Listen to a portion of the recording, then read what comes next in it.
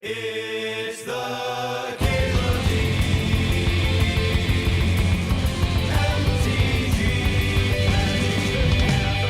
Show. All right, Streets of New Capenna. Full oral set review and first impression stream. Right here.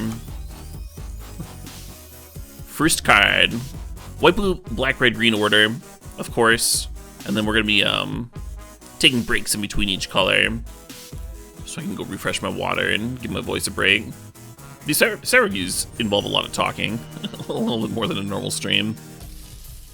Angelic Observer, 5 and a white, creature angel advisor. Spell costs 1 less to cast for each citizen you control, flying 3/3. So if you have 2 citizens, this becomes reasonable as a 4-mana 3/3 flyer. And if you have 3+, it starts to look really good. And if we look over to the right, backup agent, it seems that there's citizens at common. I think part of Angelic Observer is going to be like whether or not there's citizen token producers. I'm gonna have to see the rest of the set basically. If there's like a citizen producing Raise the Alarm, this card could be quite strong. And if there's not, then he knows it's kind of meh. Alright, backup agent, 1 and a white. I'm talking about limited, of course. 1 and a white, human citizen. The backup agent enters the battlefield, put a 1/1 counter on target creature. Yeah, sure. This card's always decent. Like, worst case scenario, it's a 2-mana 2/2, which is fine and limited. And then you can always throw a 1/1 counter on a creature with evasion, a flyer or something. Your 1-drop, so it gets the damage in that turn. That's nice. I didn't explain that. I always talk about the cards that make sense. I'm sorry, I talk about the cards in the format that makes sense for them. So I don't think this backup agent is going to be like a constructed powerhouse, so I'm going to discuss it for limited. And then most like mythics and rares get discussed about for constructed playability as opposed to limited. Because you just don't see them that often in limited. And usually like a mythic bomb is like kind of obvious.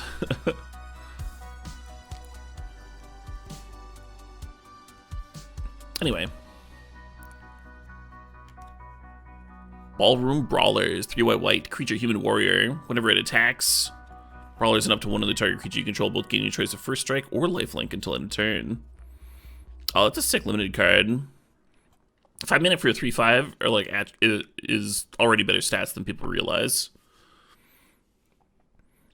And then the fact that it can gain first strike or lifelink and then give it to something else too. So if you have the Brawlers in like a 2/1 flyer, now you're hitting in for like 5 lifelink. And 3/5 is just large enough that there's a really good chance it can just attack. Yeah, I like that card a lot.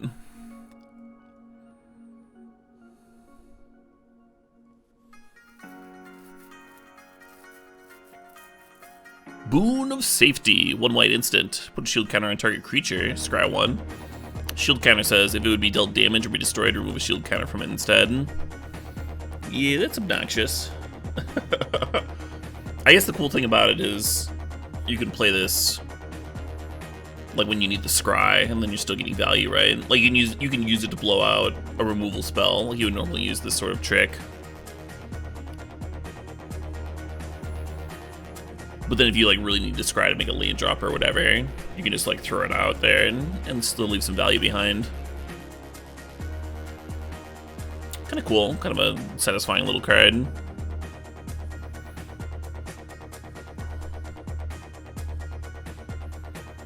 Totem Armor, yeah, basically Totem Armor, but you get to scry.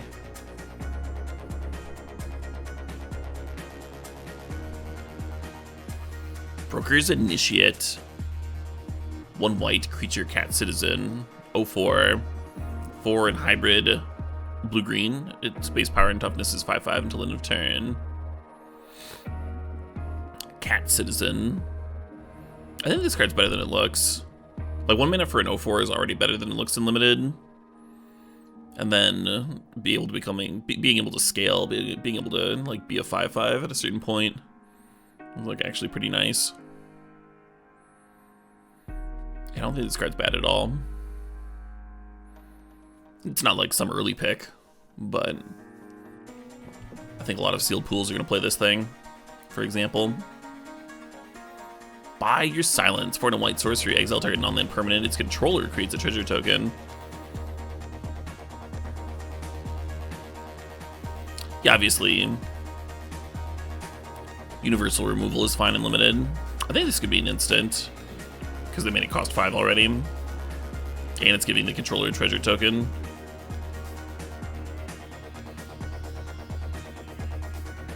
But anyway, it's fine. Celebrity Fencer, 3 and a white creature elf druid. Alliance, whenever another creature enters the battlefield under your control, put a wound counter on Celebrity Fencer. It's a 3/2.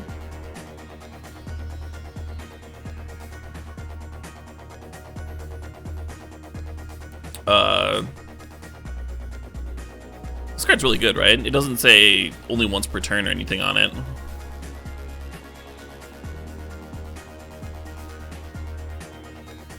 Why is she a druid? Because she hangs out, she chills in the woods. What do you mean?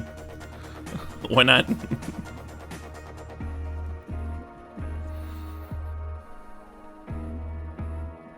Like, you just play one more creature after the Celebrity Fencer comes into play. It becomes a 4/3, then a 5/4, and then it starts to get ridiculous.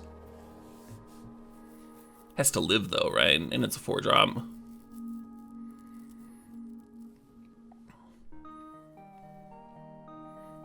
Yeah, I think if she costs 3, she'd be like really nutty. It's still like a powerful enough ability. It's gonna get huge and take over some games.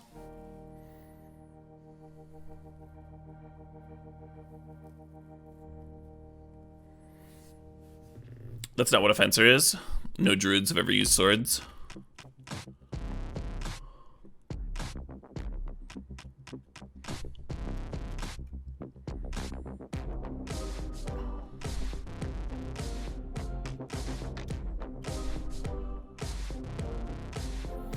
Anyway.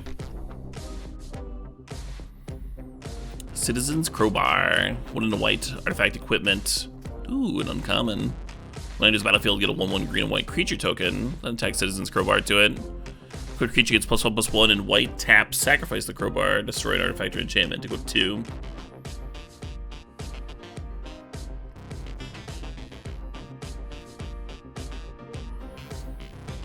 Yeah, this card's great, right? I feel like we had something really similar to this, but without the disenchant very recently, right? That like still shows up in cubes and stuff. It's a Citizen's Cane. It does kind of look like a cane.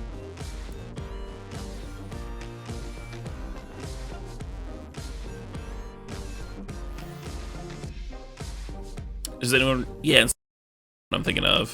Ancestral Blade was literally 1 and a white, make a 1/1, and equip the +1/+1 equipment to it. That card was totally reasonable. You can just like always make your cut and stuff. And this is just that with a disenchant stapled onto it. Fucking great.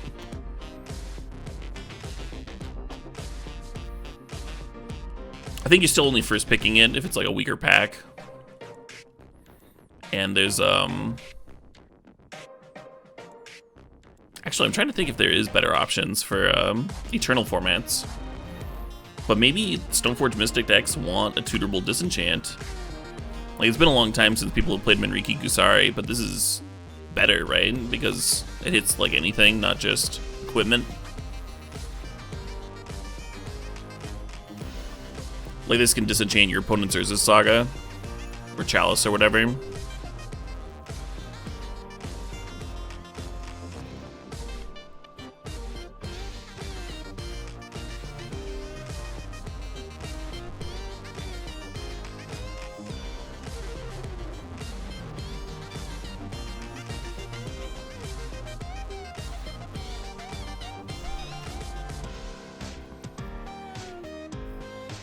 It has to be equipped to a non-summoning sick creature. If you want to disenchant that turn, sure.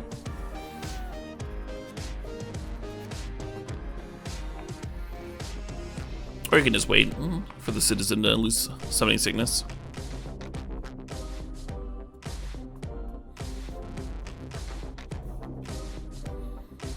Yeah, clearly good limited card. I'm probably not first picking it unless the pack's weaker, but it's like a little interesting in older formats too. Want to keep an eye on. Dapper Shieldmate, 3 and a white, creature human soldier, enters the battlefield with a shield counter on it. And then when it's your turn, it gets +2 so. This card's pretty good, right? The first time your opponent tries to trade with it, just like straight up doesn't trade. Not unbeatable, but because they can like jump with the 1/1 or whatever to pop the shield. And then trade. It is a 4-drop. But not bad at all, especially if you're like curving into it. Depopulate the new charms. We're gonna get to them, friend. Going through the cards in order here. Depopulate, 2 white sorcery. Each player who controls a multicolored creature draws a card. Then destroy all creatures. Interesting little wrath. I think in the average sealed game, like both players are gonna draw a card, and then you're gonna destroy all creatures, which is totally fine. You can still set it up so that you get more value than the opponent.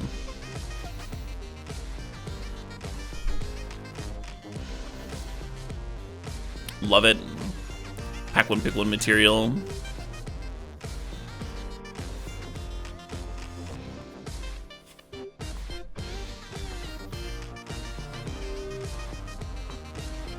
Possible standard playable, huh? I'm trying to think if this is like interesting or good for eternal formats. There's a deck that like wants to play a multicolored creature out. Because in modern, like, obviously there's some multicolored creatures that see play, but there's a lot of decks that just don't have anything like that. Play this in your fucking Omnath deck or something.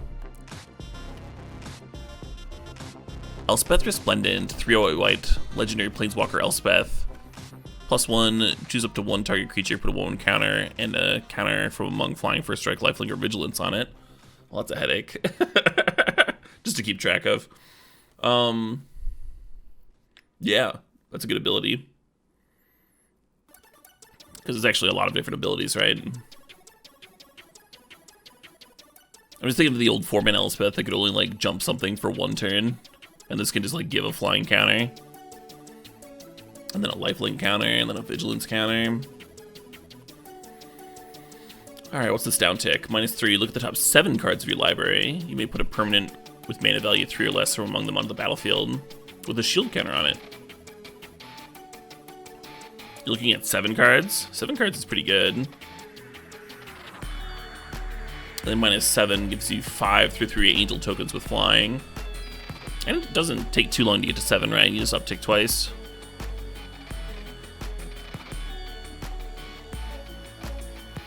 Interesting card. If you don't have board presence and she needs to protect herself, the -3 is like kind of brutal, but also kind of good.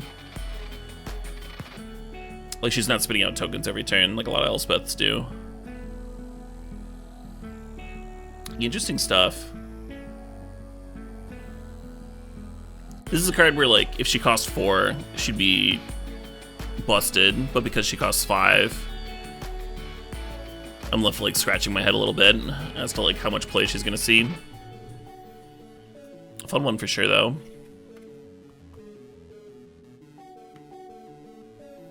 Five is tough. 5-mana walkers, I think, are, like, really hard to evaluate.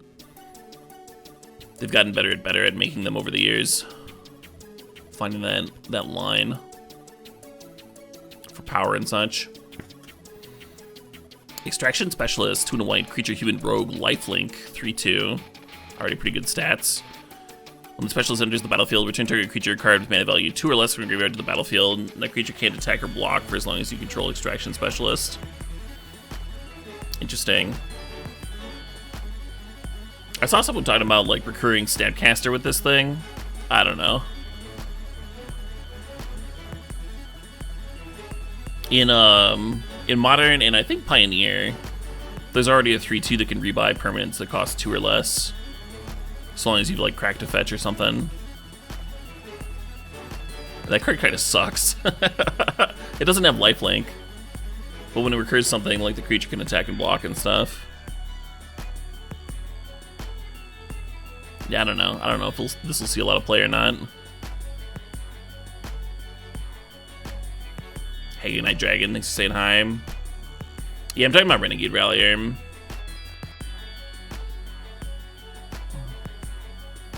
Get back Cruxa. Getting back Cruxa is cute, and like a Mardu deck.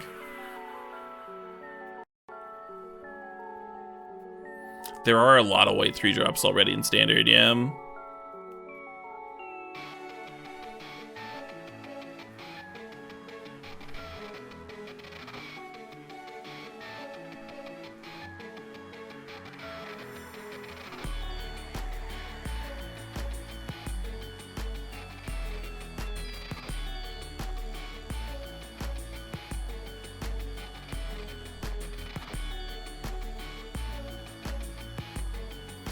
Right, JRC. I was saying the Rallier is better, and Rallier still sucks.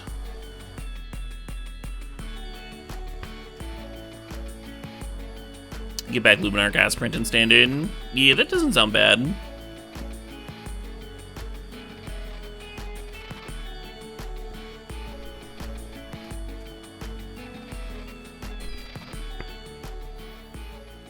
If Thalia isn't attacking or blocking, it's not much of a Thalia.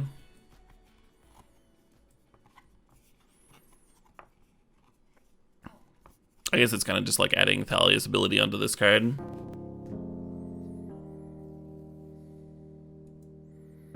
I'm skeptical. I'm skeptical of the specialist. Noted on record that CalebDMTG is skeptical. Alright, Gathering Throng, 2 and a white, creature human citizen. When it is battlefield, you switch your library for any number of cards named Gathering Throng. Oh, it's a 3/1. Awesome. So this is another Squadron Hawk shitter. These cards are really fun to mess around with. Every once in a while, I'll play them in a Modern or Legacy with a bunch of pitch cards. Bunch of Solitudes and what have you, Chrome Moxes. It's fun. Being a 3/1 is actually like a pretty big step up over there. They usually make them as 2/2s. Still doesn't have flying though. Still not better than the Hawk.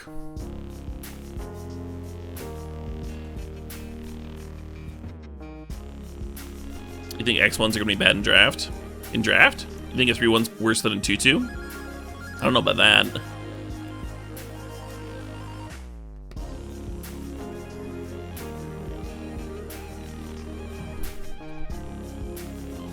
And it's a citizen. Yeah, citizen seems like a relevant creature type.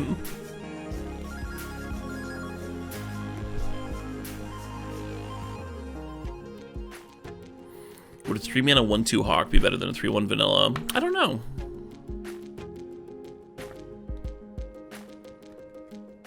Maybe if you raise the toughness a bit. 3-mana 1/3 Hawk. Start to get interesting. You're saying in draft if you get 2 it's a good card? I don't know about that. I think you need 3 before the value starts to become real. But I think 3 is good. And then anything more than that starts to become, like, really good.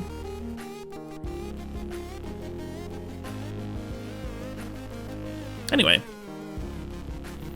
Giada, Fount of Hope. 1 and a white legendary creature angel. 2-drop angel with flying and vigilance. That's pretty hot. It is legend. Each other angel you control enters the battlefield with additional 1/1 counter on it for each angel you already control. What? And it taps for mana to cast an angel spell. So it can attack and then tap for mana on your second main phase and play a 4-drop.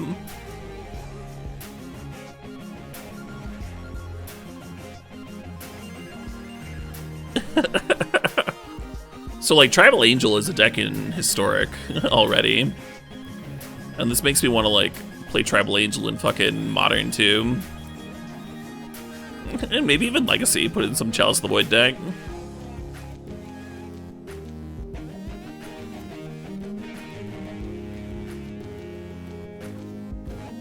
Does this interact off of Coco? You're saying if you cast Collected Company and get a Giada and another Angel, does it enter the battlefield with a 1/1 counter on it? I don't know. That's a good question.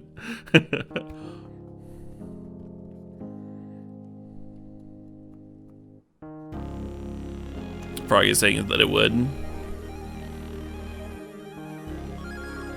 Cool.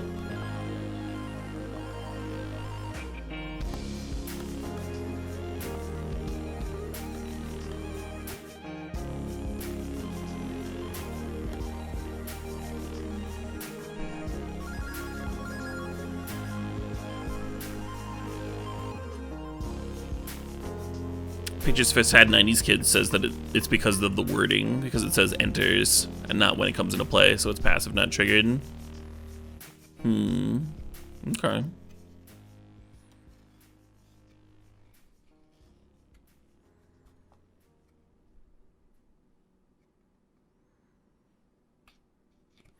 Interesting card, and looks very good to me. I've only been talking about it for constructed, but I mean, cheap flyer is still good and limited too.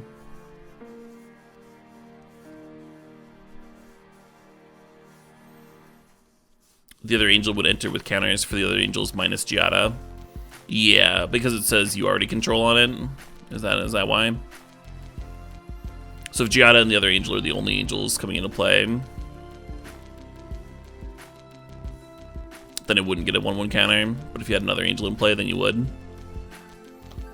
Anyway.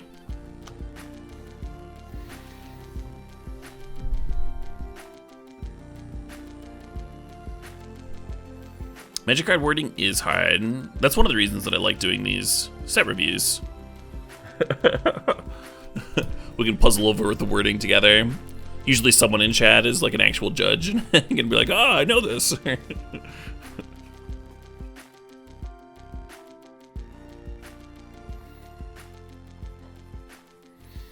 Alright. Halo Fountain. This is some interesting art. 2 and a white artifact. 1 white tap a tapped creature you control. Or untap a tapped creature you control. Get a 1/1 green and white citizen creature token. 2 white tap. Untap 2 tapped creatures you control. Draw a card. Then 5 white tap. Untap 15 tapped creatures you control. You win the game.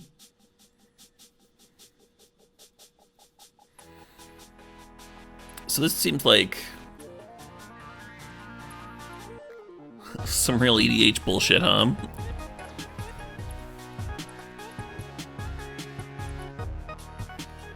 Obviously a good limited card.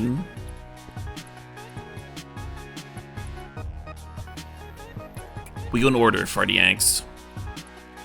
We're going in color order and alphabetical order. We're on H right now, so no. Is Fountain doable and limited? Are you talking about the win the game? It would have to be like kind of a weird game to get up to 15 creatures.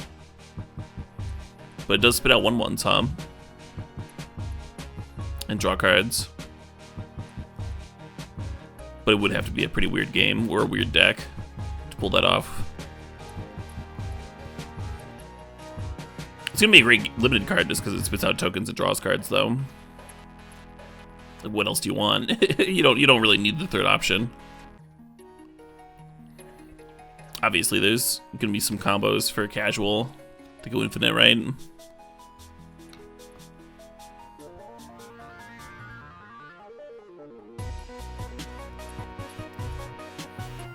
Like any, isn't any mana dork that taps for white? Oh, but you have to untap the Halo Fountain.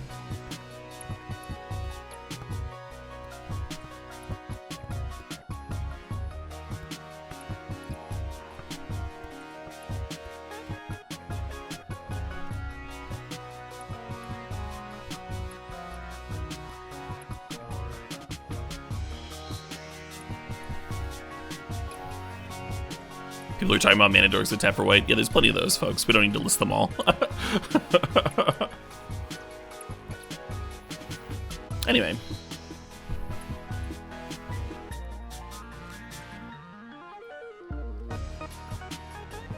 Sounds painful, Blast Aqua. Don't recommend it.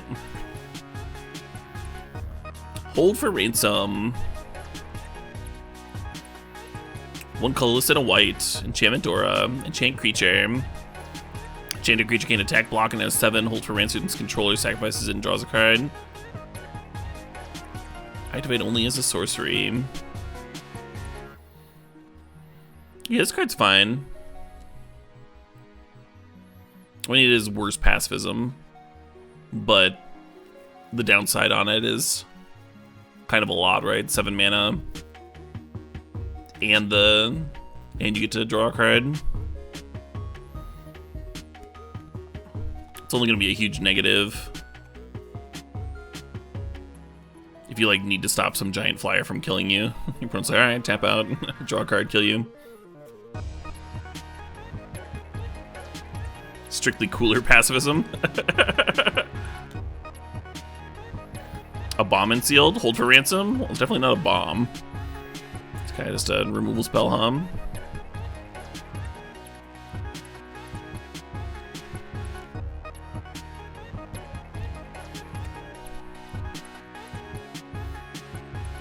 You talking about Overseer? Well, that's not what anyone else is talking about right now. Right now we're talking about Illuminator Virtuoso. 1 and a white, creature human rogue, uncommon, double strike. It comes the target of a spell you control, it connives. Connive is draw a card, then discard a card. If you discard a non-land card, you put a 1/1 counter on this creature. That's kind of a nice ability to have with a double striker, huh? Heroic type decks.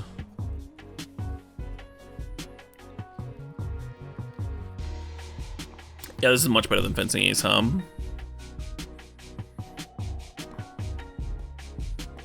Because a 2/2 double strike is... like a 1/1 double strike for 2 mana is fine, but a 2/2 double strike for 2 mana is like really good. And a 3/3 starts to get into the insane territory. Plus you're looting, right? You're filtering.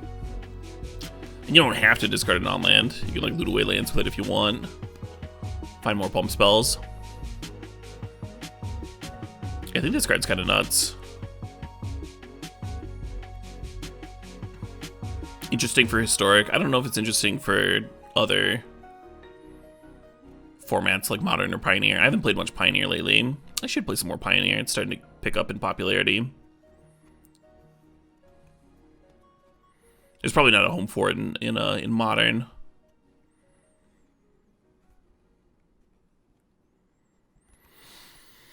But Historic Pioneer seems interesting. Obviously decent limited. Probably something there in Standard too.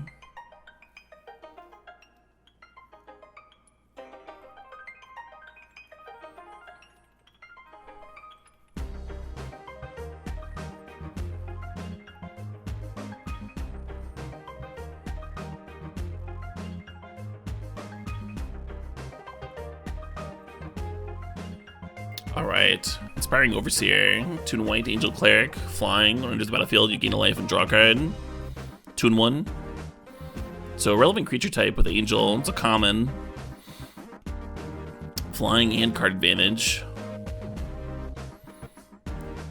We kind of just got this card as a dwarf that didn't have flying, and that card was great.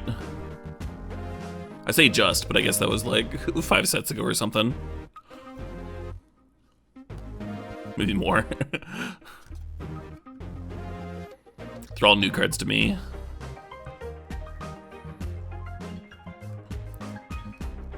Yeah.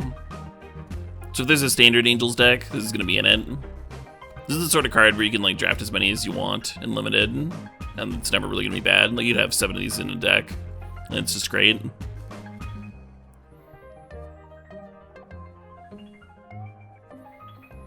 So you can snag them back. Not over like some mythic bomb, of course. Put in a weaker pack, you're like happier to pick this up. Over like a bad removal spell or something.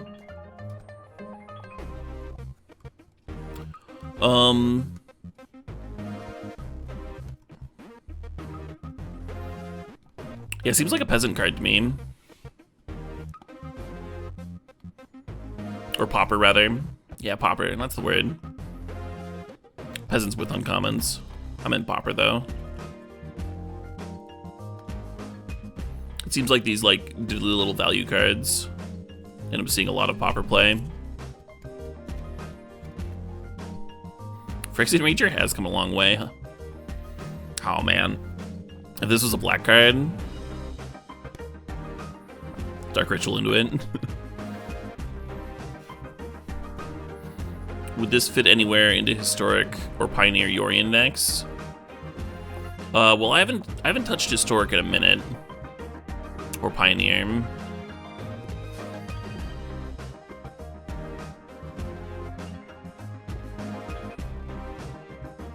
Ephemerate is not legal in Pioneer, right? But it is legal in Historic. Yeah, I could see it in Historic then. You're playing some Ephemerate Blink deck with Yorion. Just like one more Wall of Omens type deal.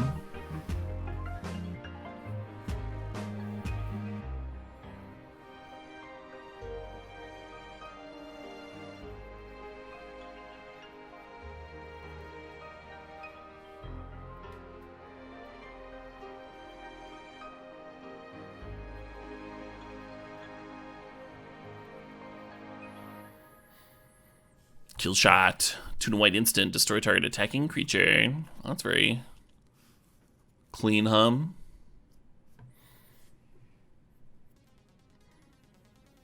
So the thing about it saying only attacking creature and not attacking or blocking creature. This is a reprint of Rebuke, right? With a different name. I think Rebuke just did this. But the thing about it only hitting attacking creatures is that this is kind of an awkward card to have in your aggro deck. You can't serve with 3 creatures, they block with their giant, you know, their giant thing, and then you can't just like use this to like blow it out of the way and get damage in. You have to kind of chill and wait for them to attack you, which can be like really awkward in an aggro deck. That said, if you're drafting around flyers, this could be like a really good card. You're doing flyer aggro. And Angels is a thing in this format. So you serve with your flyers in the air, and then your opponent attacks with their like 6/6 crawl worm or whatever the fuck. And this card starts to look good.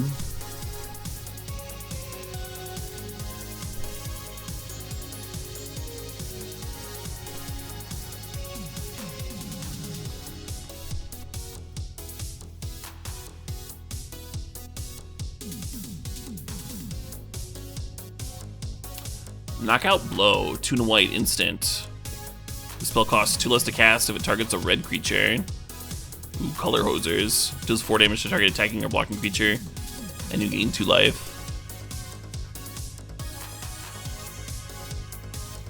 Yeah, for limited, this is obviously a little bit more exciting than the kill shot, because of the reasons that I went into. And then you got a little bit of incidental life gain there. Every once in a while it's cheaper. That's the difference between an uncommon removal spell and a common one, huh? Potential standard sideboard card.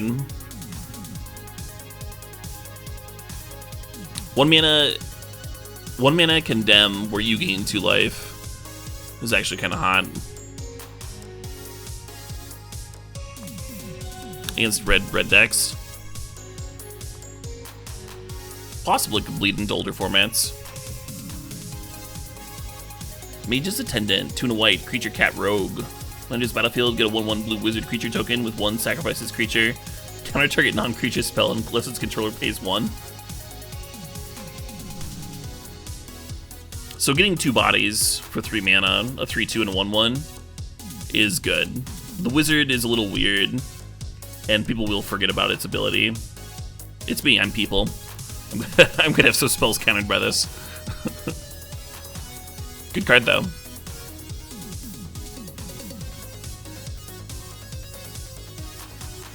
Kind of a fun one to blink. I don't think it's going to quite be good enough for Eternal formats. Not quite good enough. Interesting card, though. It's not really a Curse Catcher, because you have to put a mana into it, but yeah. I think Seastone.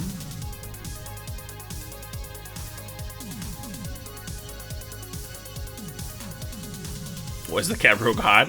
I don't know. You're learning some things about yourself. Blame the stretchy pants.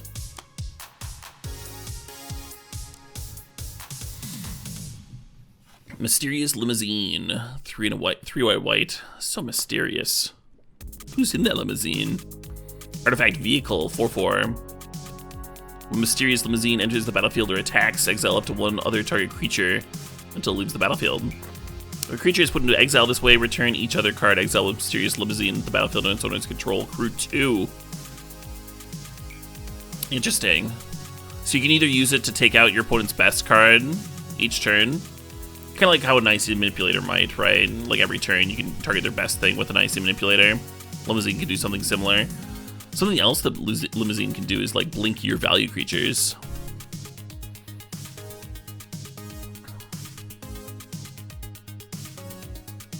Kind of hot.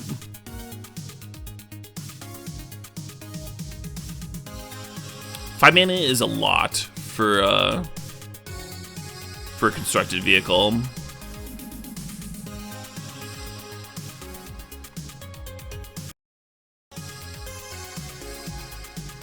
Yeah, weird little card.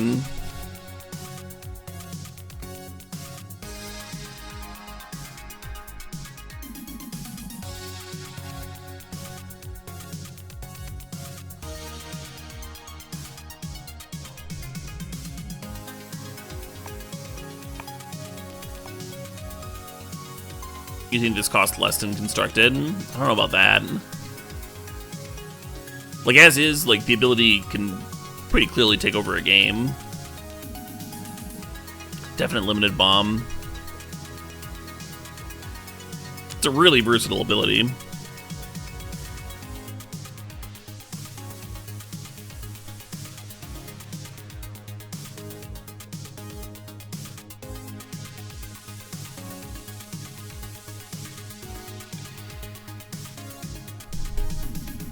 Yeah, this is a hard one for me to evaluate. Obviously an interesting one to try out for Greasefang decks, yeah.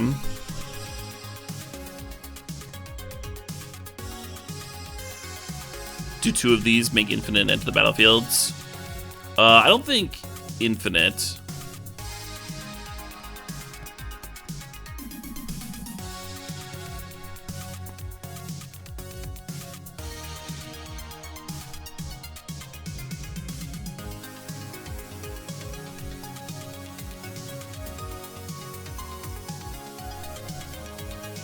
I'm not going to PAX East, no.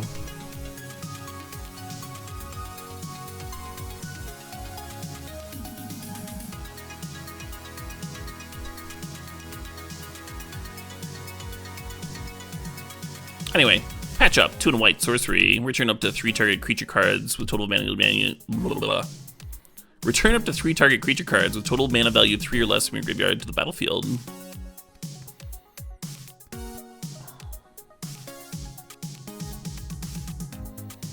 I feel like we had a black version of this card kind of recently that was also like giving menace counters or something. And that card was okay. And this card is much worse, right?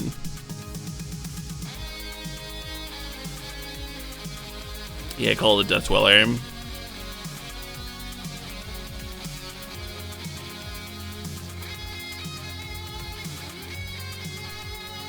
I remember people experimenting with the black one. It was like kind of cute, kind of interesting. I don't think it was ever in like a tier deck or anything.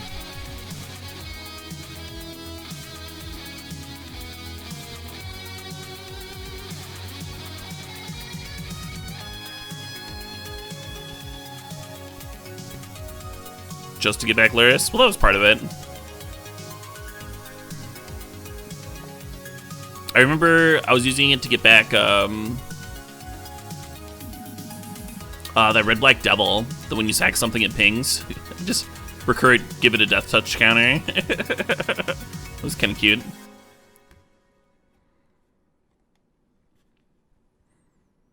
Call couldn't get back 3 1-drops. Do you think that sounds good to you? Getting back 3 1-drops?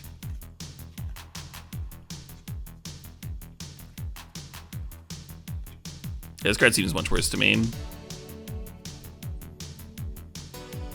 Next! Oh shit, what up? Hey, Squirrely J Nutkin, thanks for the 14 months. Rabble Rousing, 4 and white enchantment. Hideaway 5. When sent to the battlefield, look at the top 5 cards in your library. Exile 1 face down. Oh, Hideaway's returned. Those Hideaway lands, kinda iconic, huh? Alright, whenever you attack with 1 or more creatures, create that many 1/1 green and white citizen creature tokens. Then if you control 10 or more creatures, you may play the exiled card without paying its mana cost. This card's interesting.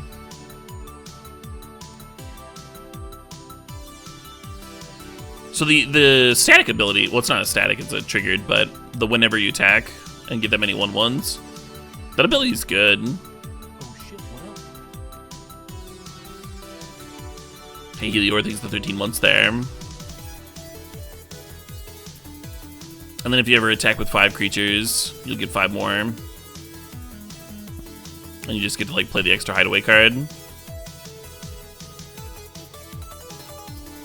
5 mana is a lot, but you definitely want to have some creatures in play when you play this, so you can get like an immediate benefit from the attack trigger. Correct, it doesn't do anything if you get wiped, but it's like a lot of value if you don't. As long as you got 10 creatures. As long as you have 5 creatures, because it makes the other 5 for you.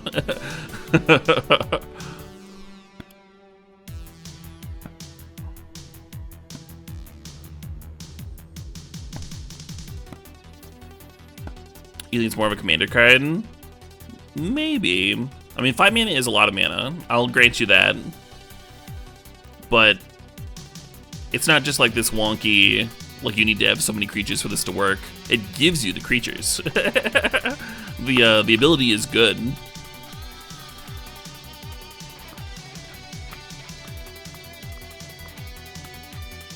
Like, it's not just Adeline that's giving you like a single 1/1. It's giving you a 1/1 for each attacking creature.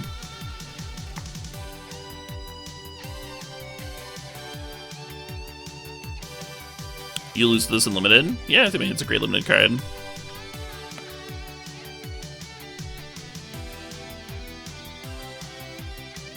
Bad top deck when you have no creatures. I'm gonna tell you something. If you're playing white aggro, white creature aggro, and you have no creatures, you're probably losing regardless of what you top deck. If you have anything in play, this is amazing at top deck, right?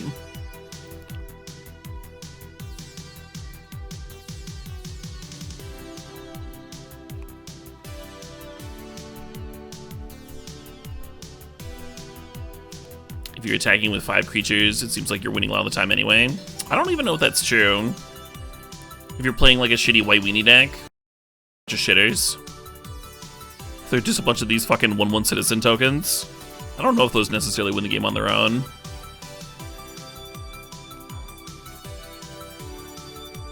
But if they put an Anthem into play off this Rabble Rousing, that could be hot.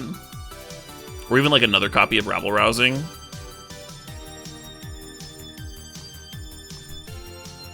Yeah, exactly, streamer. The ability lets you just like serve. And your opponent needs to have like more blockers than you have attackers to eat everything. Or else your army's growing. I think a lot of folks are underestimating this card.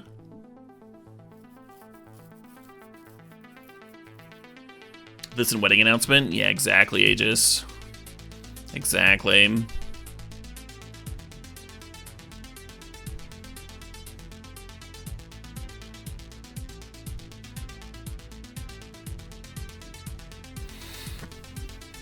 Yeah, I think that card's good. Timing rules do not apply for Hideaway. It literally like triggers when you get to 10 creatures, which is going to be in combat.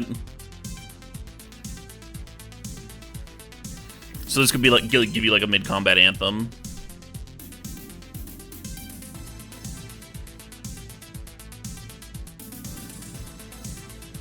Assemble the Legion was playable. Yeah, this card's much better than Assemble the Legion. Obviously, you could play Assemble a Legion alongside like a bunch of sweepers yourself, which you're not doing with this. But you're just getting so much more, so much faster.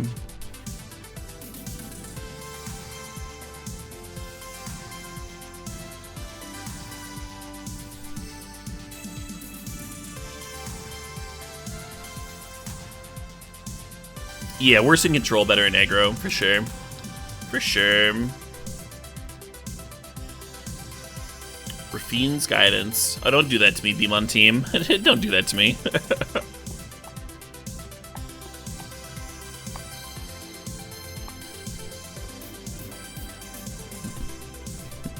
Most two different cards are different things, Roscoe.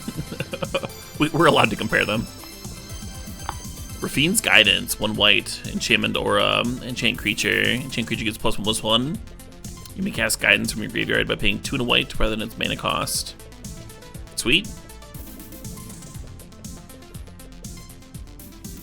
Yeah, this sort of card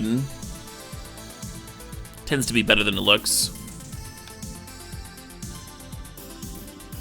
Obviously not an early, like, draftable or whatever. Connive Enabler. Yeah, exactly. Exactly. The fact that there's a mechanic that plays well with it. It's also not a bad one to discard to Connive and then just, like, bring back and trigger Connive again. So your Connive decks might just, like, want a lot of this. Really good with the double striker, yeah. Why doesn't it say flashback? I don't think there's any enchantments that say flashback. I think flashback's just like a sorcery and instant thing, right?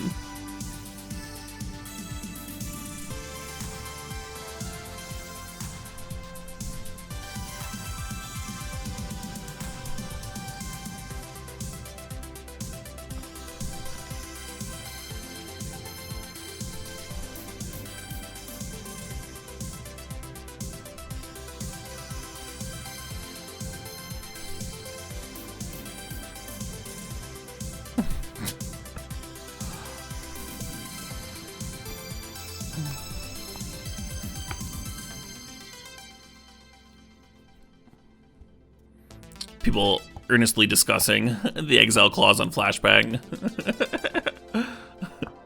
Like you would normally want to flashback an enchantment. Sweet. Alright. Rafine's Informant. 1 and a white. Creature, human, wizard. When enters the battlefield, it connives. 2 and 1. This is not bad for a common, Connive, again, being draw a card, then discard a card. If you discarded a non-land card, put a 1/1 counter on it.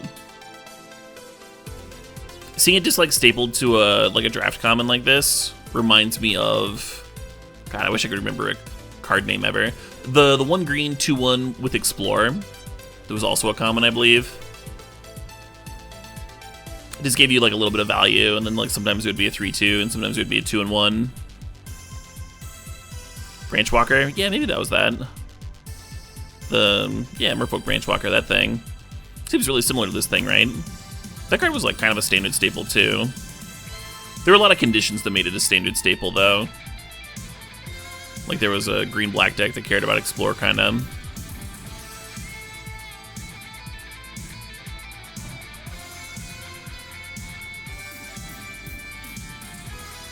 But I could see something similar with Rafine's Informant, especially if there's like a Graveyard Matters deck. Might like really want this card.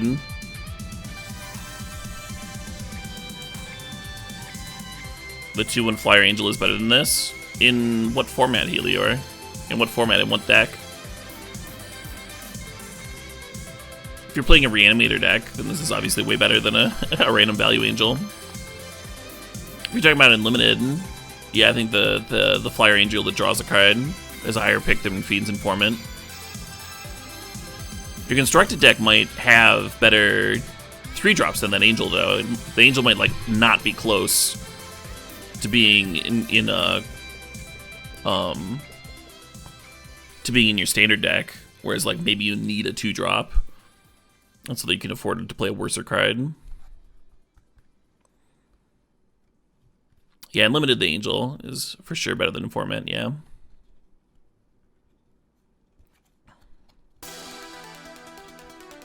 I'm evaluating them for all formats that make sense, Helior. So I was talking about the Branchwalker, right? So I was comparing it to an older constructed staple. That's why when you asked, I was clarifying what format you're talking about. Hey, Hajigulashi, thanks for the 61 months. You assume it's like 12 years? Yeah, something like that. 12 years, 14 years. It's been a good 3 decades, Haj.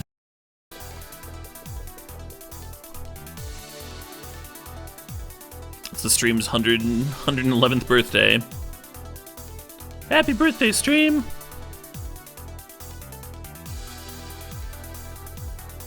Right, Karate Pon. Nobody was making that argument that you shouldn't draft this because the Angel's better.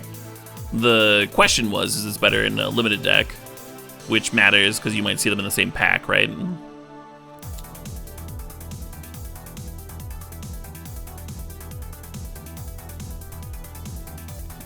When we met at your birth? I do remember that, yeah. And then we went surfing through the streets of LA. And that shark almost got us. Oh wait, no, that was Escape from LA. Well, anyway.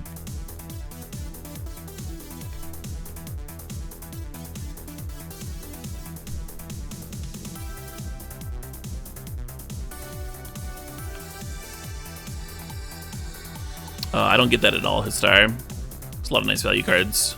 A lot of very modern value cards in this format. And we're not even finished with white yet. Refuse to yield. 1 and a white instant. Target creature gets +2/+7 until end of turn, untap it. Yeah, not a bad trick, huh? Not a bad little combat trick.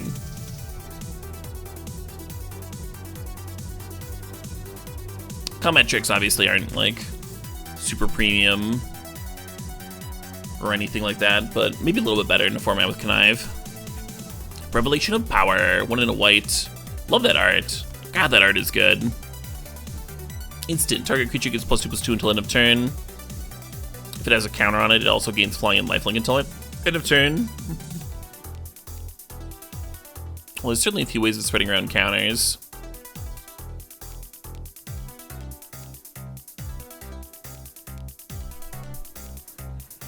Yeah, this is one where the art is definitely better than the card. That's okay. Again, combat tricks may be better in format that with Connive is a regular thing. Rumor Gatherer, 1 white creature elf wizard. Alliance, whenever another creature enters the battlefield under your control, scry 1. This is the second time this ability has resolved this turn. Draw a card. It's actually kind of difficult to get multiple creatures into play. Oh, I just noticed I just noticed what she was getting a scroll from. It took me a little bit. My gaze for the art was like, okay, some elf thing, whatever. These fucking little animals. Fucking little Sir Barrington hanging out there. Pygmy giraffe, yeah.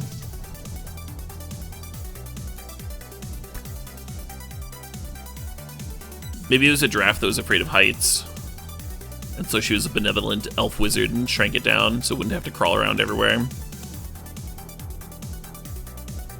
This art is kind of sick. The fact that 2 tokens let you draw is kind of nice. Yeah, I don't know how easy it is to make 2 tokens in this format. Like, I haven't seen a Raise the Alarm card.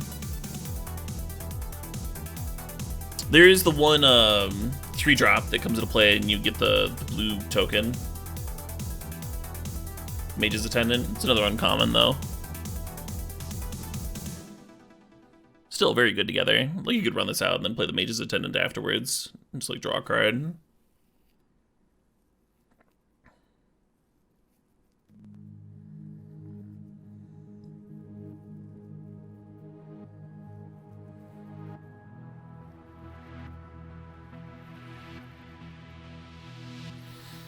One of those things where it might be easier to figure out once you actually play with it. I could see this like triggering very often in some limited formats and almost never in others.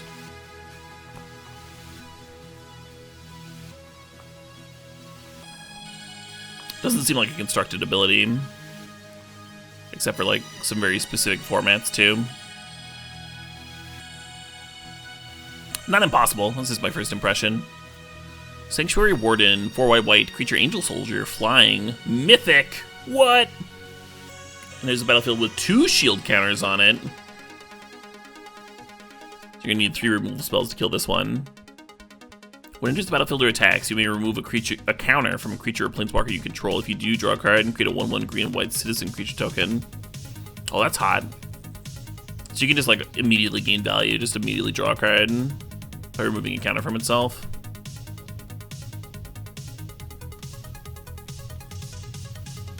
Yeah, it's fucking cool.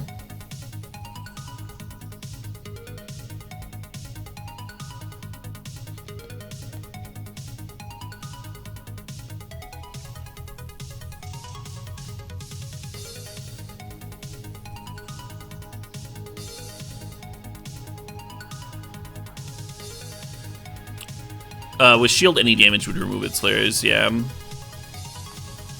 So if you have like 2 shocks and a Doom Blade, you'd be able to kill this.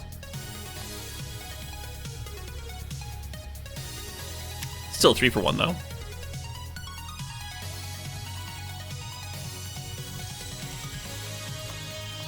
Oh yeah, this is gonna end a lot of limited games for sure. Weak to pacifism effects out of white. And maybe some similar blue removal. Because I can just ignore the shield counters. Or -X effects. We'll see how much of that is in the format when we get to those colors, though. Skycrier! This art's so good. It's difficult to describe exactly how good this art is. But it reminds me of some, like, obnoxious bird from an 80s cartoon.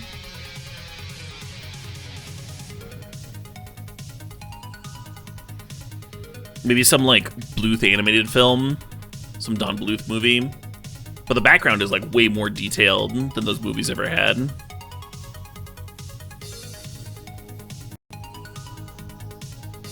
Like, it's really good. There's so much detail in that landscape. Alright, 1 in a white, Bird Citizen, Flying Lifelink. Love it. 3 in a white, you and target opponent each draw a card. Halt, Bird Citizen. Interesting card. Definitely a good one to throw equipment onto, since it already has flying and lifelink. Not a constructed card, I don't think.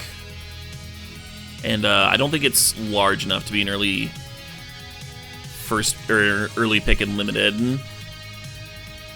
But maybe like 4th through 10th or something. 4th in a really weak pack.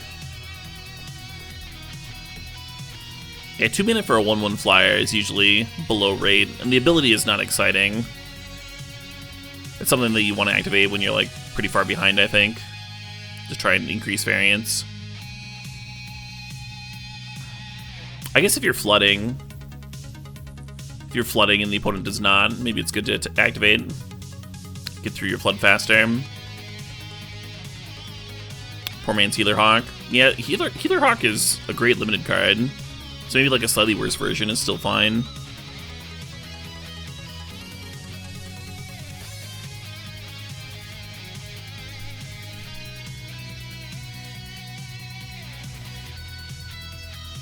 That's the idea, Smash.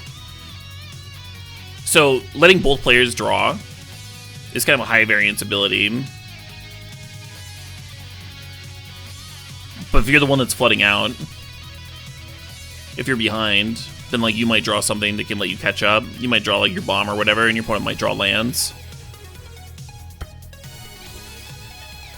So it's not an ability that you're activating just because it's good, because it's value. It's kind of a desperation ability. You certainly could catch back up. Depends on what's going to draw both of you, right? Maybe you got a sweeper that you're drawing to. Yeah, certainly better chance to get back into it than if you're not drawing more cards, right?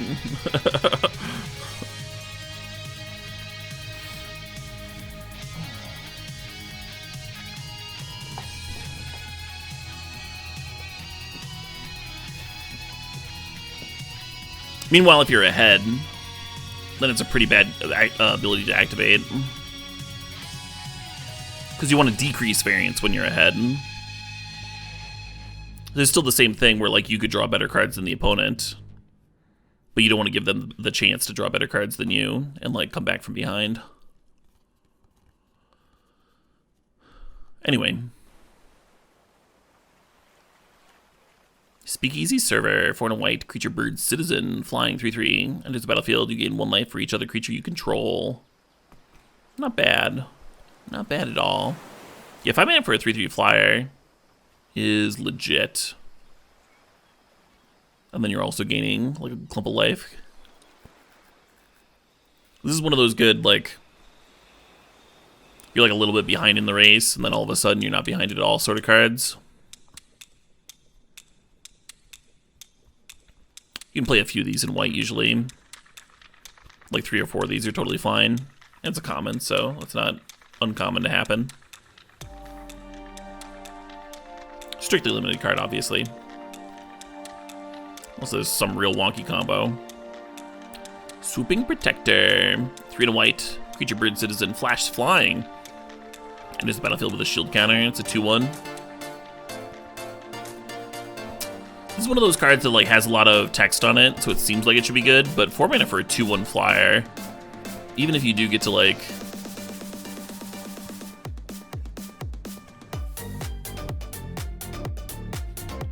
do something kind of cute, I don't know, I'm unexcited. And that's gonna do it for the white section. I'm gonna go refill my water, take a quick break, rest my vocal cords for a little bit. We're gonna come back and handle blue. Getting on the blue real quick here. Boom. Whew. Any of y'all want to see what I got in the mail? I'll just take a second. Just take a quick second. I want to see what I got in the mail. I haven't opened it. I suspect pre-modern cards. That's what I suspect. Got this nice Coalesce Apparel shirt. There's a link to Coalesce Apparel in the stream description. Coupon code off. 10% of your order. Some envelopes here.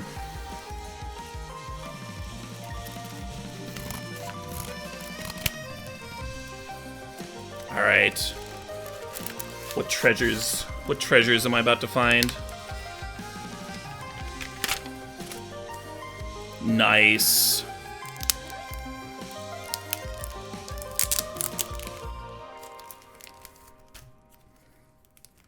Pre-modern cards indeed.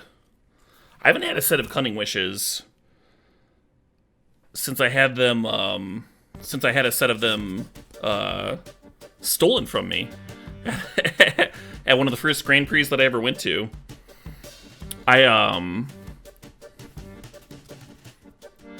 Me and this other person were doing like a really like long involved trade, right? And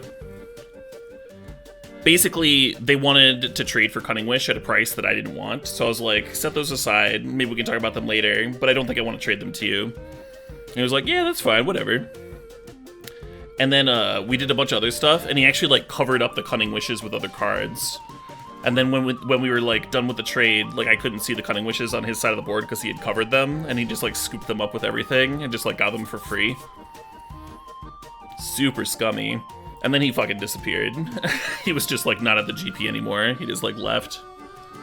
Anyway. But now I got some. I got some Cunning Wishes again. Alright, there's one more fucking envelope here. And it's packaged such that you can't actually tell what cards are in it. Interesting. And now Scotch tape is sticking to my finger. Now I just have worthless fingers. Worthless taped up, can't feel. I need a little envelope. Oh, hell yeah. This is gonna be more pre-modern shit. But it's that good shit. Miscalcs, chills, and nulls. Yeah. Bunch of staples. I think Miscalculation is actually really underplayed in pre-modern. Everyone's playing Mana Leak, and Mana Leak falls off so hard. But at a certain point, you can just like cycle Miscalc. I've got a few different combo decks that I want to play this in. I'm putting together like Mono Blue Tron, Mono Blue Control Tron. I think Miscalc's gonna be like way better than Mana Leak would be there. This is something to do with your colorless mana, right? Once you get Tron assembled. Sweet. So very thematic. I didn't know what cards I was gonna get in the mail. I've ordered a lot of like random pre-modern shit lately. So it's very thematic that I just opened up like a shitload of blue cards as we're getting into the blue section. Section 2, the blue cards.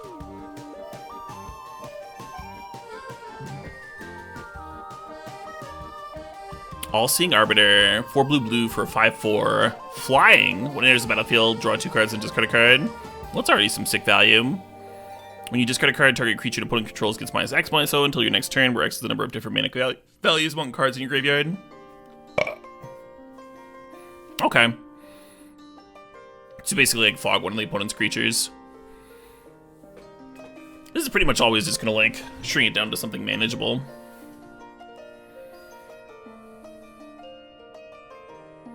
It's a limited bomb. It's obviously not as much of a limited bomb as that angel that's impossible to kill. But they both come into play with value.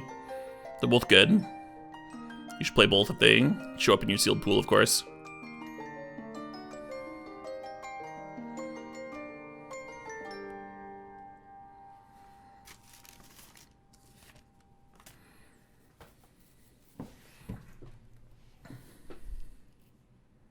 It's hard to completely discredit something that draws cards when it comes into play or attacks. It's hard to completely discredit something like that for constructed, but it does cost 6. 6 is a lot of mana. Backstreet Bruiser, 1 in a blue, creature, cephalid rogue, defender. As long as there are 2 more creatures, 2 or more counters among creatures you control, it can attack as though it didn't have defender. 2 mana 3/3 defender. So like 2 mana for a 3/3 defender, I think is a control card in limited.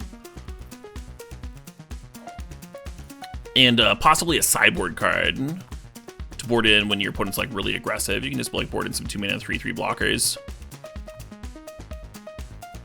It's kind of nice that this can attack eventually, but I don't think you want to play this in your like your aggro decks. Kind of regardless of how many counters they have. You need a lot for it to attack consistently. So just consider this like bonus extra text. Broker's Veteran, 1 in a blue, creature, human soldier. When it dies, put a shield counter on target creature you control. It's a 2/1. This card's gas. Play your 2-drop. Opponent plays their 2-drop. You play your 3-drop, serve with this. Now if they trade, it's gonna be harder for them to answer your 3-drop. Not the worst. Not great or anything, but you know, not the worst. Case the Joint, 3 in a blue, instant. Draw 2 cards and look at the top card of each player's library. Okay.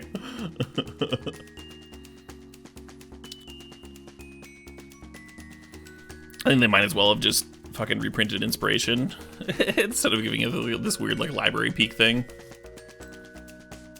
I don't know, maybe some people are into that. I kinda wanna shuffle these miscalcs. God, what a beautiful fucking card. I really love the anyone who's watched my stream a lot knows that I really love the Years of Saga border too. My favorite of the Magic borders. It's so like rich and textured. Why is it 4 mana? Case the Joint? I mean, it's instant, right? Instant speed. Inspiration was always fine. Divination's the sort of card where like you would always play as many divinations as you can get. Whereas Inspiration's the sort of card where like you play it sometimes.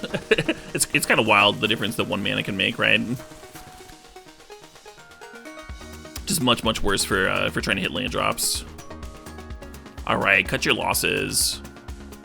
Trying to hit land drops or like trying to play it and something else in the same turn.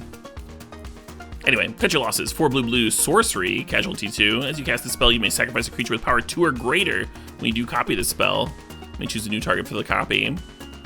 Target player mills half their library, rounded down. Hold on.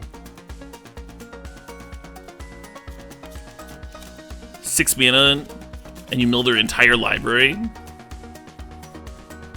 this card's incredible. I think Canister made that joke on the Twitter.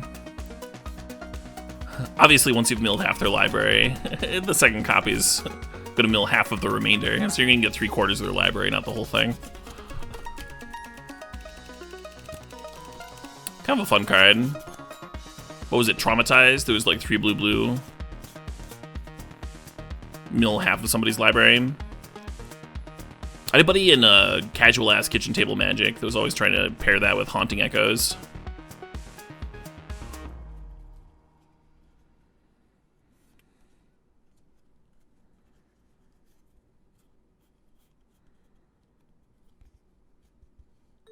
6 mana is kind of a lot.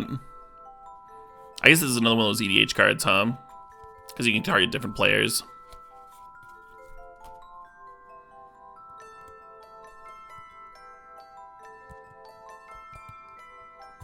Yeah, exactly, Ragnarok and Guild Feeder. Sounds like we were playing high school fucking lunch table Magic around the same time period then. Is this good in Limited? Cut your losses? I don't think so, no. Mill cards are better in Limited. But when you draw this card... 6 mana, maybe it's good.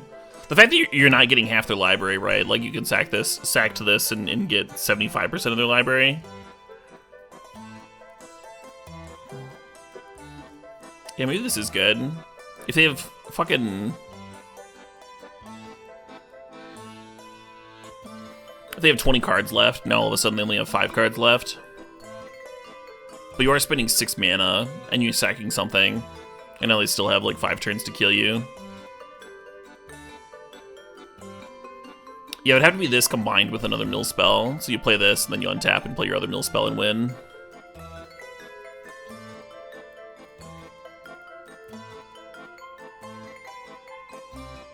Are you going to be a solid mill deck with 2/2s on the board? In Limited? In Limited, yeah.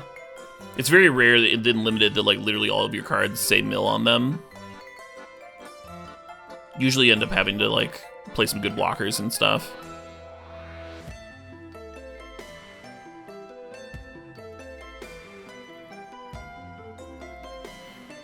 Played in control mirrors. Yeah, it does seem better against control decks for sure. Then you're, like, breaking all of their card draw too. Super Memory Adept? Oh, Memory Adept is much better than this card.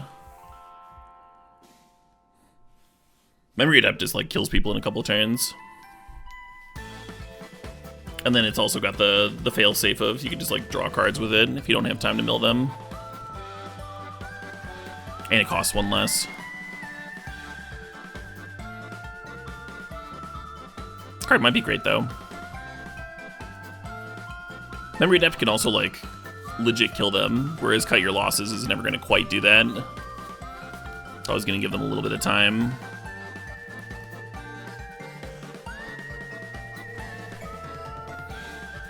Disdainful Stroke, reprint. Not going to go into it too much. But if you've never played the card before, it's, like, fine and limited. Sometimes you can board it in. It's an opponent that has a lot of bombs.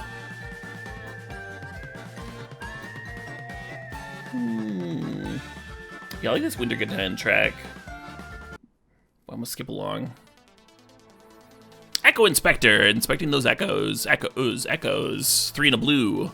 Creature Bird Rogue, flying. When it enters the battlefield, it connives. Love it. So you could have a 3/4 flyer, because it's base 2/3 here. So when it enters the battlefield, you loot, and then if you've been a non-land, you have a 3/4. If you've been a land, it says it's a 2/3. So either way, like, either you've got a 4 mana 2/3 that, like, loots away a land and gets you to more gas, which is a good rate, or you have a 3 mana or a 4 mana 3/4 flyer, which is a great rate too. Yeah, solid card, huh? You can play a few of them in your draft deck. Oh shit, what up? Not one for constructed, not priced for constructed. Oh shit, what up? Hey, Scooty Puff Jr. Thanks for the 30 months, and Zuby Zoo thanks for the 39 months. Errant Street Artist, 1 blue, legendary creature, human rogue. Flash, Defender, Haste. 1 blue, tap, copy target spell you control that wasn't cast. You may choose new targets for the copy. Copy target spell you control that wasn't cast. So we're copying copies. Or we get to, like, steal a card. What an odd little creature.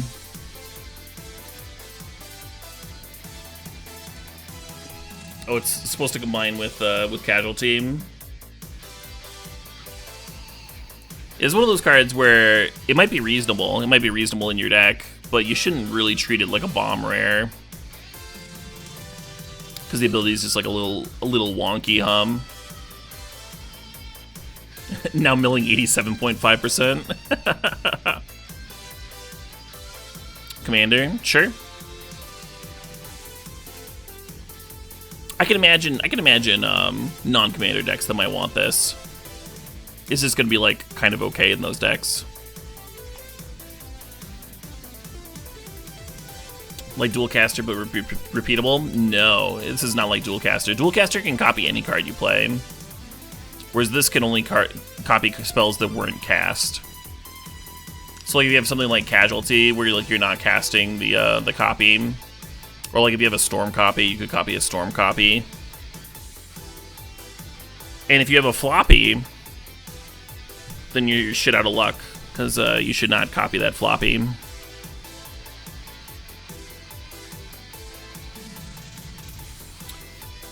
That was an old reference to a rap song. It was what the kids refer to as a deep cut. Alright, even the score. X, blue, blue, blue, instant. The spell costs triple blue less to cast, and my opponent has drawn 4 more cards this turn. Draw X cards.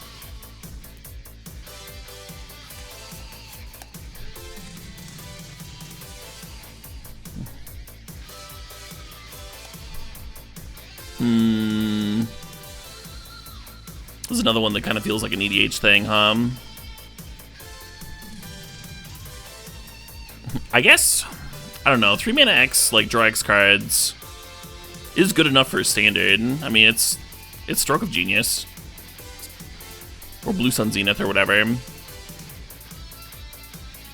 It could be kind of cute if it became like really good in standard. And you get these like weird battles of like, do you want to draw 4 with your even the score and let the opponent like draw way more if they have one?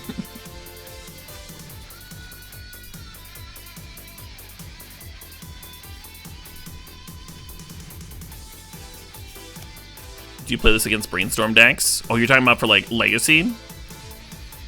So your opponent draws, they brainstorm, they crack a fetch. It's turn 2, so you're evening the score to draw 2 cards. That's probably the biggest issue with this in Legacy. Is that Legacy is such a like a tight, contained format.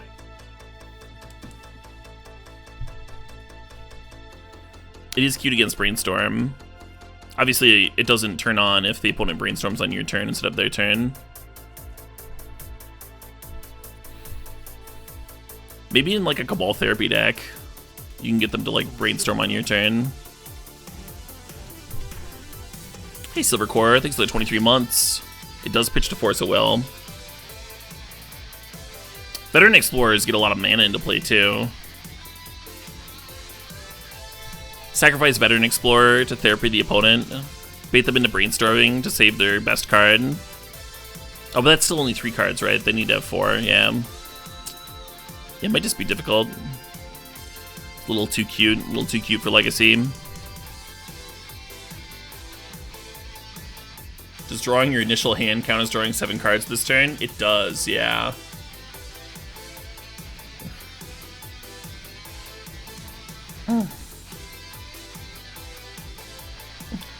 So like you're saying like turn 1 Ancient Tomb, Ancient Tomb draw 2 off this.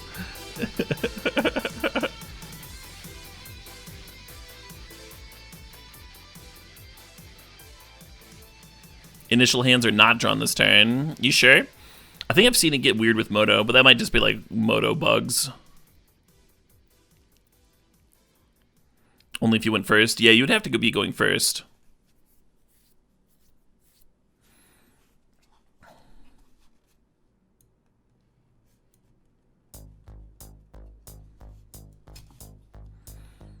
Oh, okay, Gamer. Yeah, that makes sense. Thinking of ley lines.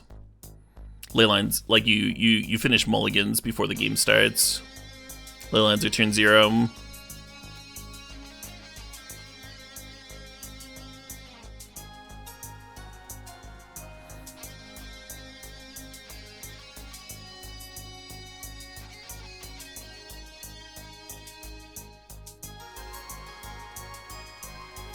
Well, anyway.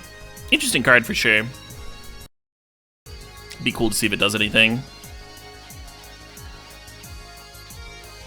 Expendable Lackey. 1 blue, 1/1 creature human citizen. 1 in the blue, exile it from your graveyard. Get a 1/1 blue fish where this creature can't be blocked. Activate only as a sorcery.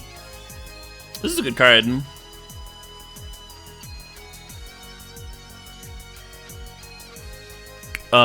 It reminds me of that Innistrad 1/1, that when it died, you got a 1/1 flyer.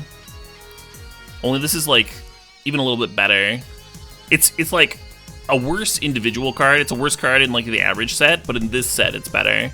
Because of all the connive, right? This is a great card to connive away. Get a 1/1 card counter on your card, and then get the unblockable thing instead of just, like, the 1-mana 1/1.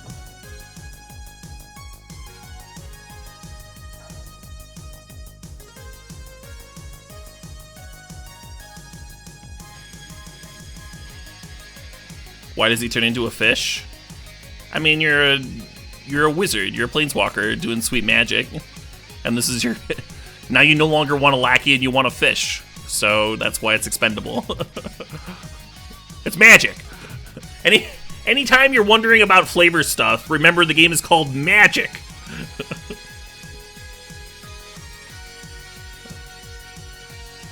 Fairy Vandal, 1 in a blue, 1/2 creature, fairy rogue, flash flying.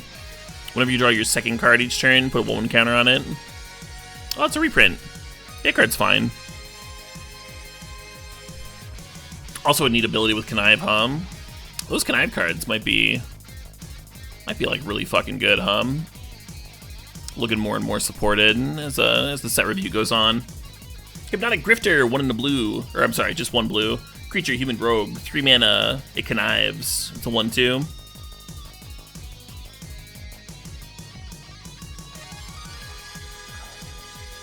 How good or bad is 3 mana loot? I mean, this is 3 mana loot where it could potentially grow, which is nice. 1 mana for a 2/3 is a lot different than 1 mana for a 1/2.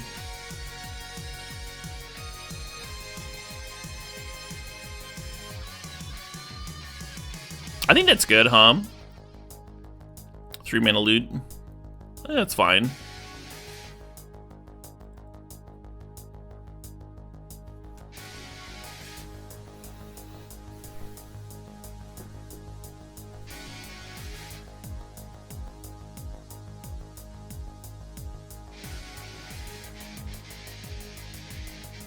Does depend on how slow the format is, yeah. So far I feel like the format's like slow enough. Hard to like 100% know without actually playing the format, but I think this is gonna be a good card. Could just like carry some late games.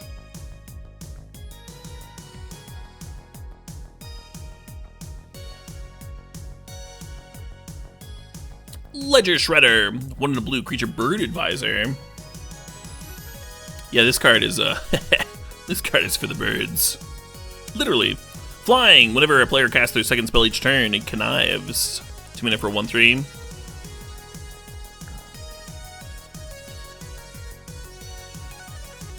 So casting 2 spells a turn is not something you're going to be able to do every turn.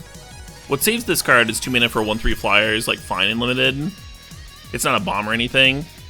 Also, it says whenever a player. So your opponent's going to have to, you know, either play around this ability to not give you connives, or you're just going to like passively get some.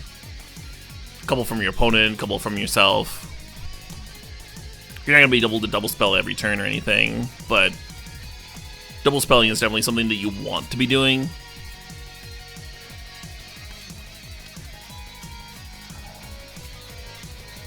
Does this get better in Constructed? I don't know. The fact that it's only triggering once per turn in Constructed for the ability could matter. Seems okay. Yeah, it does seem okay.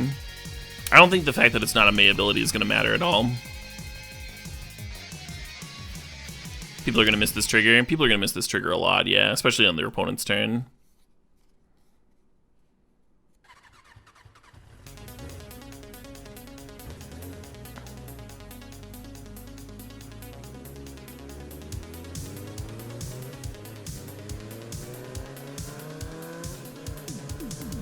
A little chat. 1 in a blue instant. Casualty 1. As you cast this spell, you may sacrifice a creature with power 1 or greater. When you do, copy this spell. Leave the top 2 cards of your library, put 1 of them in your hand, the other on the bottom of your library. So this card's awesome, right? Like 2 mana to Sleight of Hand would not be awesome, but Casualty 1 is just sacrificing any little shitter, sacrificing your expendable lackey. It's like literally turn 1 lackey, and then turn 2 sack it to a little chat, and you've got better than a divination. 2 Sleight of Hand stapled together. Yeah, I'm gonna draft the crap out of this card. I mean, it's an uncommon, but I think you can draft it pretty highly, especially in the right deck. Hey, Captain Goofbeard, thanks for the 7 months. Thanks for supporting the stream. A little chat. Streamer can have a little chat as a treat. Sleight of Hand is good. Yeah, totally reasonable filter. Hit your land drops, hit your gas, whatever you need. And this card is a lot better. I almost wonder if it's good enough for Constructed, One of the issues with it in Constructed is a lot of the decks that I can think of that would want to sacrifice are usually like black-red decks.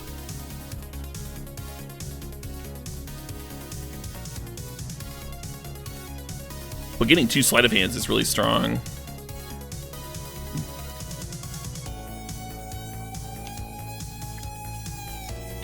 I almost want to use this to sack a Veteran Explorer in Legacy.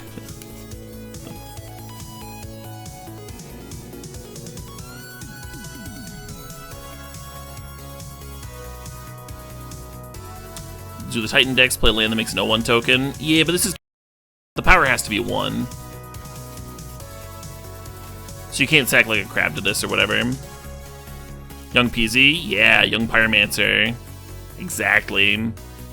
I like where your head's at.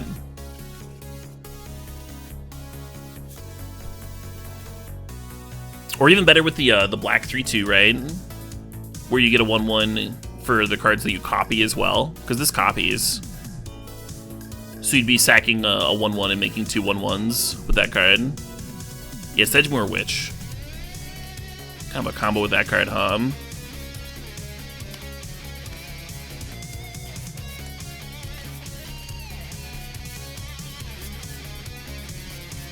You like this with Grief, Fury, Solitude? Yeah, it plays really well with those, actually. That's a good call, Seismic Lawns. You grief someone on turn 2, and then also fucking immediately get your value back from pitching to grief. Really good call. Getting more and more interested in this card for older formats as well. Exciting stuff. It's a sack outlet, it's value. It's only 2 mana. It's filtering, it draws cards. What doesn't this card do?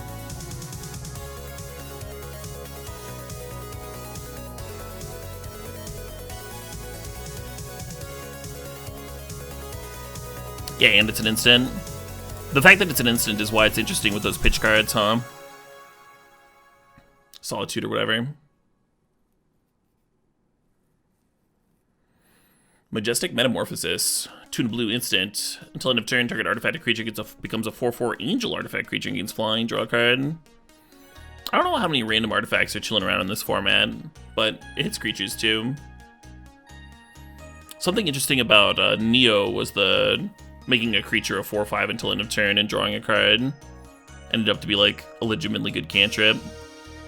It probably will be in this set too. Just swinging games in your aggro deck. Get to serve with everybody. There's a lot of treasures. Nice. That card's really just strong then. People are gonna like attack into your empty board where you just have a couple treasures chilling around. You just get to eat a thing, draw a card. We'll probably play a few of these in the right deck. Make Disappear. 1 in a blue instant. Casualty 1. Counter target spell unless its controller pays 2.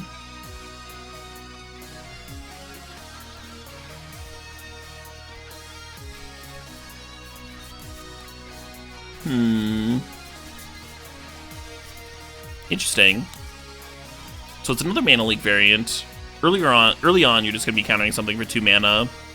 But in the late game, being able to sack something to make it so like someone has to pay 4 mana is like kind of relevant. A lot harder to play around a counter unless you pay 4.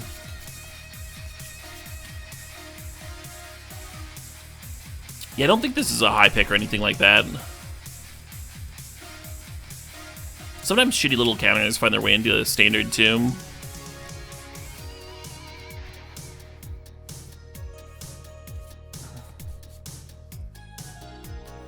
iTwitch is in standard, yeah. Yeah, maybe there's a blue-black deck, blue-black sacrifice deck in standard. Play Make Disappear, play the fucking a little chat.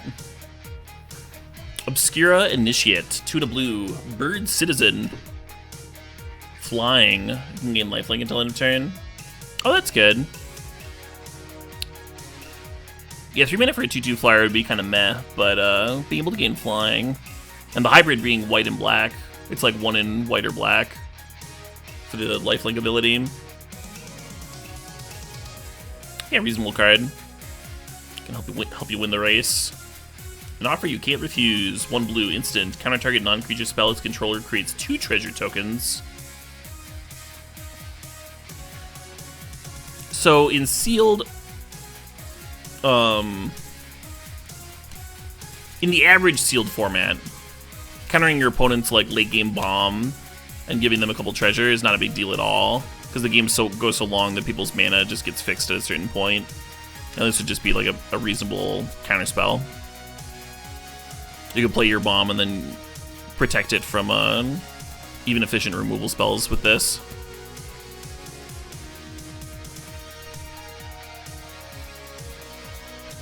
In most constructed formats, giving your opponent 2 treasure tokens is pretty brutal. Like, people play the card Lotus Petal, and this is just like giving your opponent a couple. I was thinking about it in Nick Fit. Well, you're giving your opponent lands anyway, so who gives a shit? Might as well give them some treasure, too. Here, have more mana, who gives a shit? Could actually be fine, huh?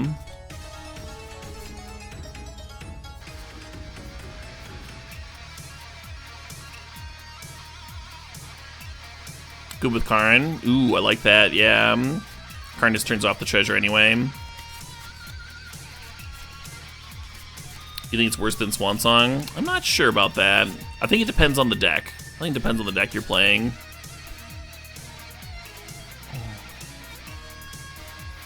Swansong doesn't hit everything either, right? It hits like 3 different things. Yeah, Swansong hits an enchantment, instant, or sorcery. Whereas this hits planeswalkers and artifacts. So you could counter a Chalice of the Void with this. You could counter your own garbage as a ramp spell. And if your opponent's turn, like fire off an instant, counter with this, untap with 2 extra mana, play something large.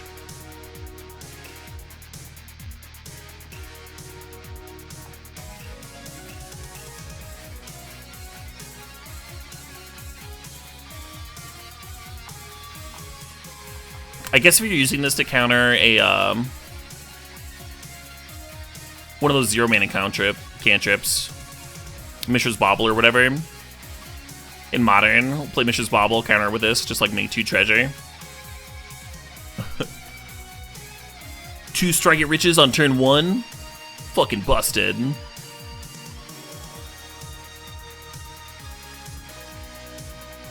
Yeah, maybe interesting for creativity decks in Modern. The fact that it can give you treasure.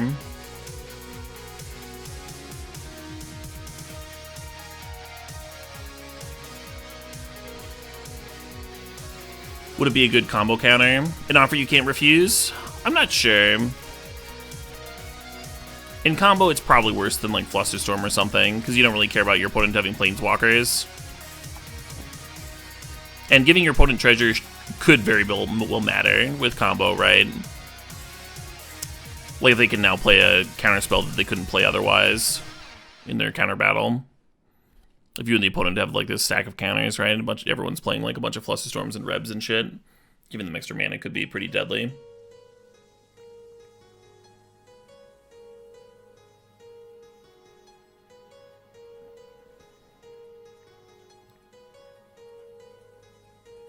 Anyway, interesting card.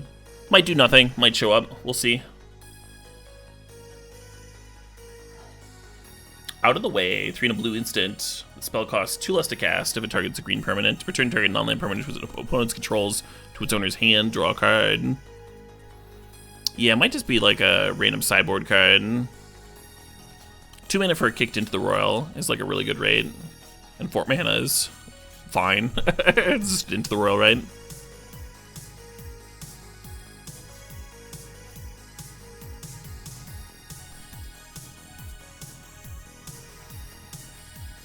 Psionic Snoop, 2 and a blue.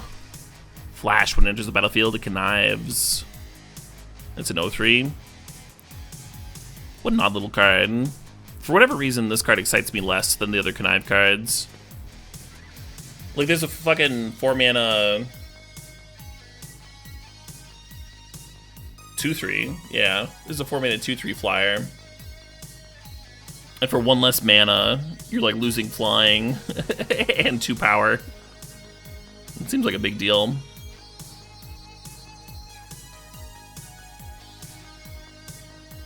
Also, a Horned Turtle with Flash is like the worst fucking card to give Flash to. It's just not an exciting ability on a turtle. This stupid blocker. Like, probably can't eat something. The Snoops should cost 2. Sonic Snoop? Sonic Snoop should probably cost 2, yeah. I agree. Be a lot more exciting then.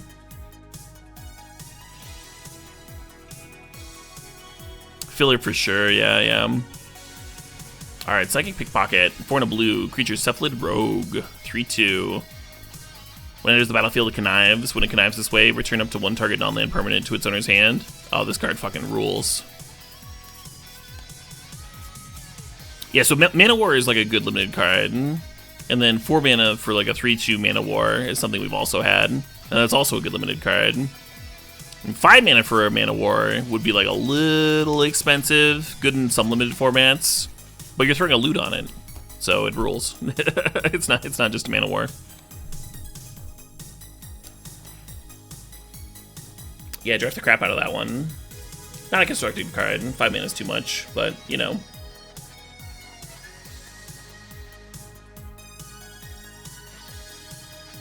Can you kill this in response to the connive to prevent the bounce? You can.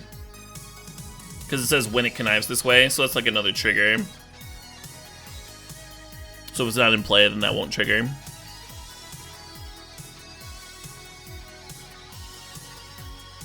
It says any non-land. That's true.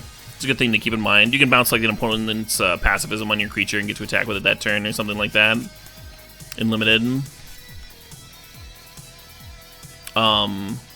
Yeah.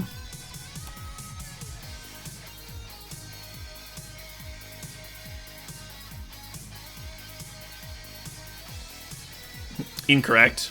It is all 1 trigger.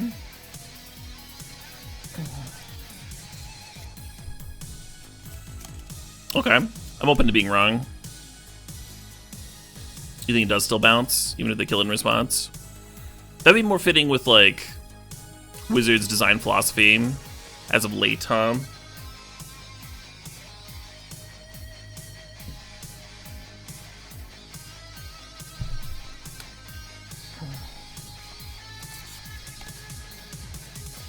Oh, you think they clarified it? Cool.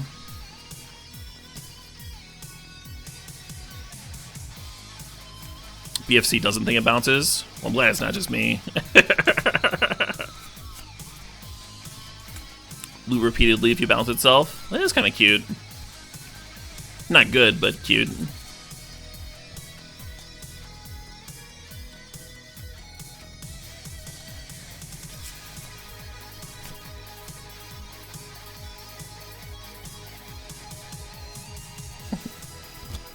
Anyway, I'll move on. We can come back to it once someone's verified.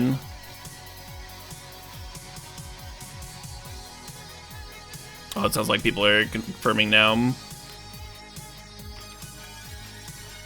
When it connives this way, will fail if the creature dies. Okay, so like I said.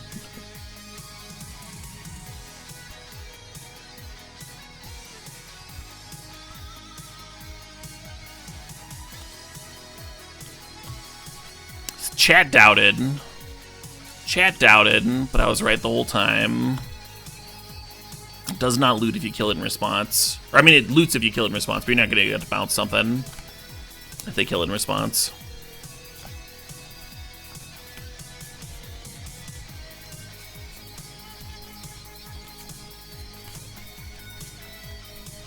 Public Enemy, Tuna Blue, Enchantment Aura, Enchant Creature. All creatures attack enchanted creature's controller each combat if able. When enchanted creature dies, draw a card. Weird. So this is actually not a limited card, really. I guess it sort of is. It like makes the opponents, like you enchant one of your creatures and you get the opponent's like entire team to attack you. And then some of their creatures might be suiciding. And you get to draw a card. Yeah, maybe I'm underestimating this card. A Weird Sleep. I think this is potentially much better, much worse than Sleep, right? Sleep's gonna be better when you're behind, but this is gonna be way better if you're like at an even board, because it'll just like break it the fuck open, and then all of a sudden you'll be winning. Hey, Plasgeek, thanks for 54 months.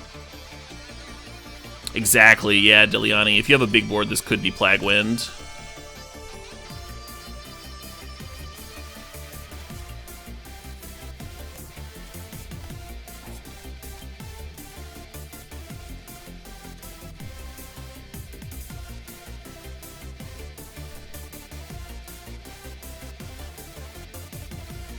Stops them from hitting your Planeswalker. Yeah.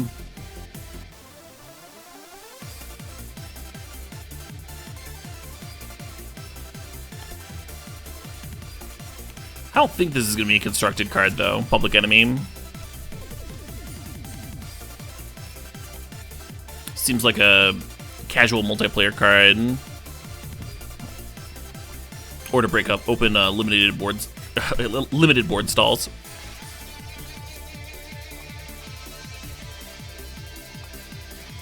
So the Planeswalker thing's probably only going to matter for EDH.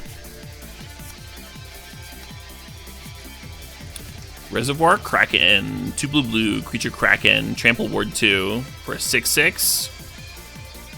This is like really good fucking stats for a blue creature, so it's gotta have some big ass downfall, right? At the beginning of each combat, if Reservoir Kraken is untapped, any opponent may tap an untapped creature they control. If they do, tap Reservoir Kraken and create a 1/1 blue fish with this creature can't be blocked. Oh, there it is. So it's not 4 mana for a 6/6 Trample Ward 2. It's 4 mana for a enchantment that makes a fish token every turn. That's a little bit worse, huh?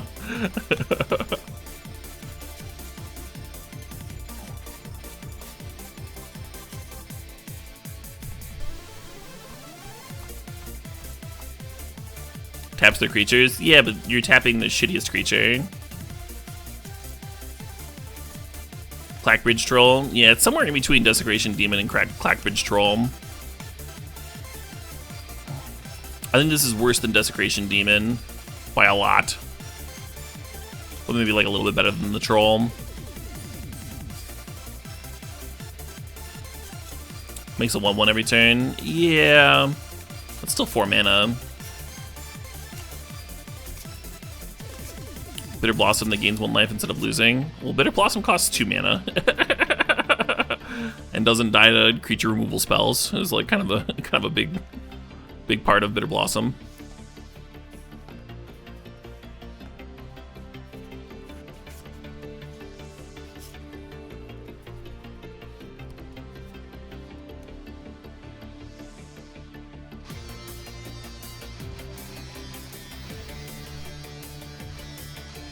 Yeah, this card sucks.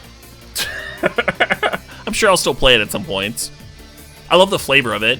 You know, I love giant fucking kraken tentacle things. But it does not excite. It does not spark joy. Putting trample on your creature that's never going to get to attack is like just a feel-bad moment. Oh shit, what up? Hey, Casper OV, thanks for 57 months.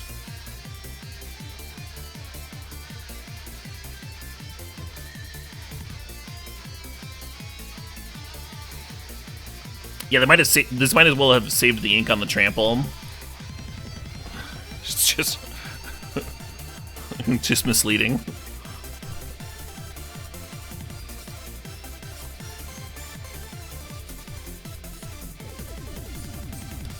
Finally some support for Fish Tribal. We actually have a few different fish makers. Fuck it about chat sleeps with the fishes. Rooftop nonsense. Or nuisance. That makes more sense. 2 and a blue sorcery. Casualty 1. Tap target creature doesn't untap during its controller's next untap step. Draw a card. I think I'd like this card a lot if it was an instant. I think this card would be very exciting as an instant. Maybe too good. Maybe too good if you get to like tap on their turn. Take it out of the game for 2 turns instead of just 1. Good card though. The fact that it says draw a card on it, that's kind of nice. And a little bit of flexibility with the casualty 1. You can tap 2 things if you need to. Run out of town. 3 and a blue instant. Owner of target non-land permanent puts on the top or bottom of their library. 4 mana. Yeah, I mean this is okay, right? It's kind of like filler disruption. If you don't have like enough actual removal, you can play a card like this. Them having an option over whether it goes on the top of their library or the bottom is pretty brutal. Security bypass. 1 and a blue enchantment aura. As long as enchanted creature is attacking alone, it can't be blocked. Whenever enchanted creature has, whenever this creature deals combat damage to a player, it connives. Okay. So you get an unblockable looter thing. I guess that's fine. This is the sort of aura that just does not excite me at all. I would rather like put a pump aura on a creature that already has unblockable. For whatever reason.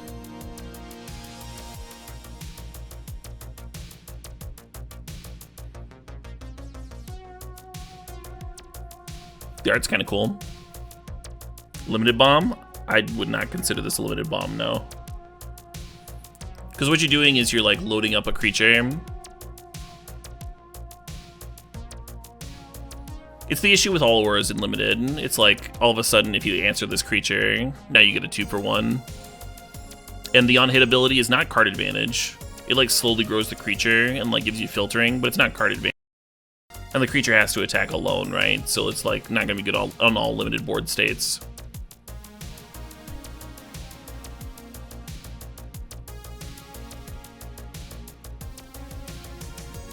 This on the white double striking creature that gets 1/1 counters when you connive. That would be a cute little combo. You're not wrong there, Diliane. So I could see some pairings working out really well, but that's like a synergy thing, not a bomb thing, right? I don't think this is going to be good in most decks.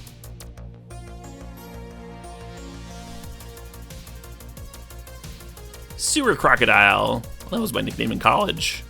5 and a blue, creature crocodile. 3 and a blue, sewer crocodile. Can't be blocked this turn. This ability costs 3 less to activate if there are 5 or more mana values among cards in your graveyard. That's a 4/6. Yeah, this is fine. The cost reduction ability is a little wonky, but whatever. Like, it's an odd thing to play towards, right? Getting 5 different mana values in your graveyard so you can spend 1 mana less. Like, by the time this actually happens, you probably don't give a shit about paying 4 mana. is the thing about that ability. More wasted ink. Yeah, limited top end card does answer stalls. It's sort of like top end filler, right? Where it's not a bomb, but it could still like win the game, so it's not like a terrible card to have in your limited deck. Sleep with the Fishes. 2 blue blue enchantment aura. Enchanted creature. When Sleep with the Fishes enters the battlefield, tap enchanted creature and you create a 1/1 blue fish. With this creature can't be blocked. Enchanted creature doesn't untap during its controller's untap step. Oh, this card rules, huh?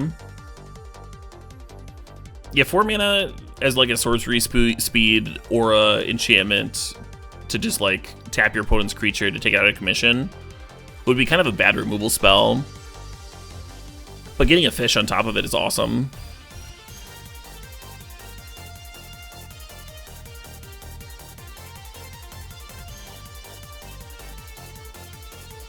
That's the art for Expendable Lackey.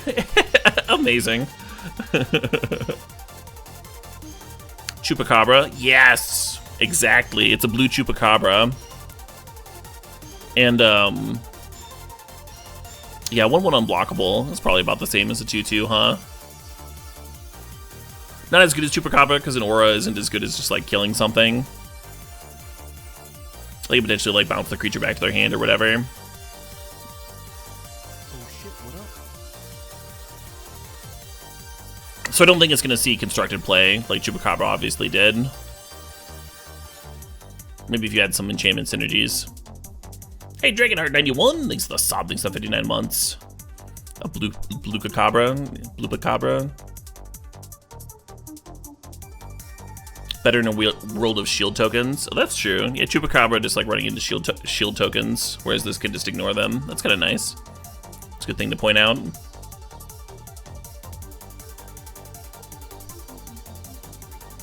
Alright, slip out the back. 1 blue instant, put a 1/1 counter on target creature, it phases out. Huh.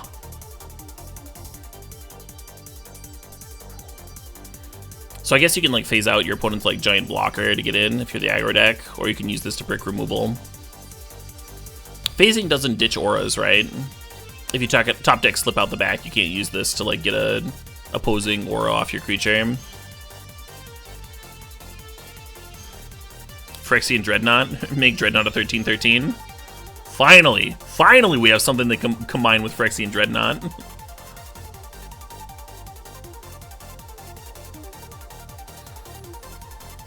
This is like okay, right? Undercover Operative, 2 blue, creature shapeshifter rogue. You may have Undercover Operative. Enter the battlefield as a copy of any creature on the battlefield, except it enters with a shield counter. If you control that creature. Okay, so if you're cloning your own thing, you get a shield counter. Very slightly better clone. It'll probably come up. It'll probably be like more irritating than it seems. The value shield counter. Wing Shield Agent. Wonder if this will deal with shield counters. 2 and a blue, human soldier, uncommon. And there's a battlefield with a shield counter on it. Oh, I guessed it! That was such a good guesser. Whenever Windshield Agent attacks, up to 1 other target creature gains flying until end of turn. It's a 2/3. Huh. So you have 2 of these that can jump each other. I guess the idea is that like you can serve in with this to jump something, and then even if the opponent can like block to attempt to trade or eat this, you're just like removing the shield counter, and then you can jump something again. Kind of like a Geist of St. Trap type thing, right? Where you just like jumping something, the opponent has to deal with this fucking 2/3 somehow, so they don't just like die to a couple hits from a 4x. Hey, Coda PDX, thanks for the sub, thanks for the 54 months. Appreciate you. 2 of these would be insane. I don't think 2 of these would be that insane. It'd just be like having 2 3-mana 2x flyers, right?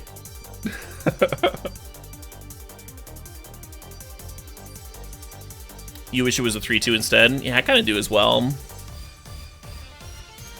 It would play better with a shield counter.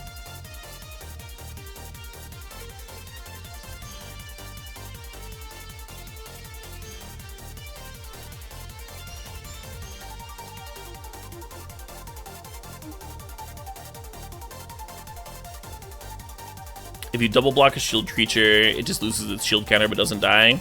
I'm pretty sure. It'd be like really counterintuitive if you just like double block a creature with shield and it just dies. I don't think that's how it works.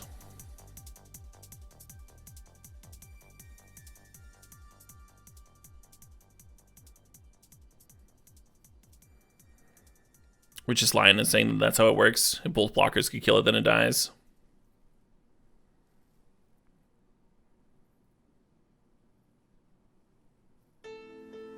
Yeah, damage is all at once.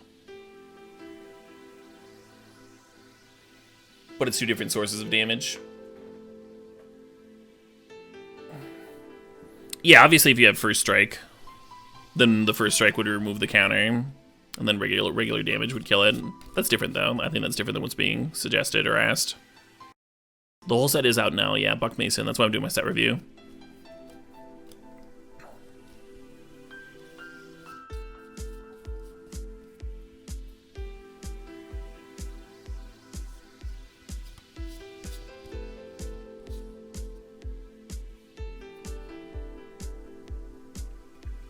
Yeah, if it would be dealt damage or destroyed, remove a shield counter from it instead. So if you double block, then it's like the destroyed clause, right? It doesn't matter that it's 2 different sources of damage, because the damage is happening at once.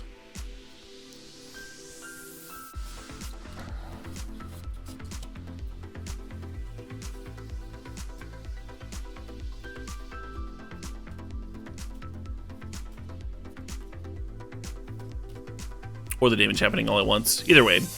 Regardless, double blocking doesn't just kill it if the creatures don't have first strike or whatever. Wiretapping, 4 and a blue, enchantment, hideaway 5. Ooh, another one of these. I like these hideaway cards so far. Whenever you draw your first card during each of your draw steps, draw a card. Then if you have 9 or more cards in hand, you may play the exiled card without paying its mana cost.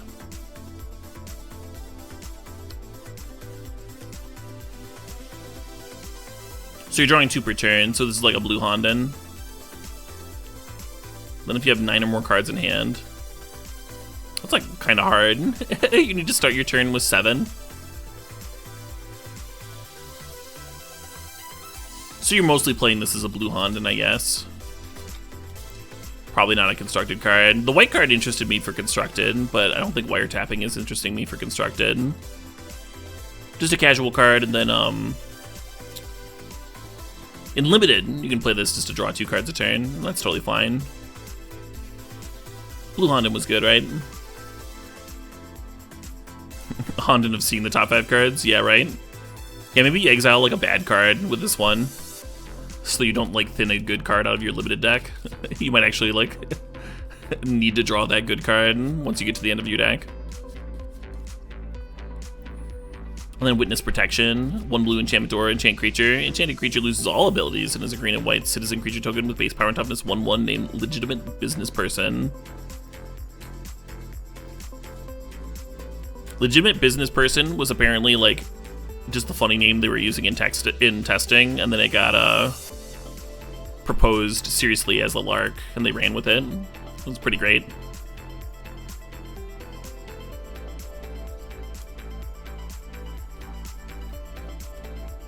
Totally reasonable limited card. Kind of exactly what blue removal should look like, right?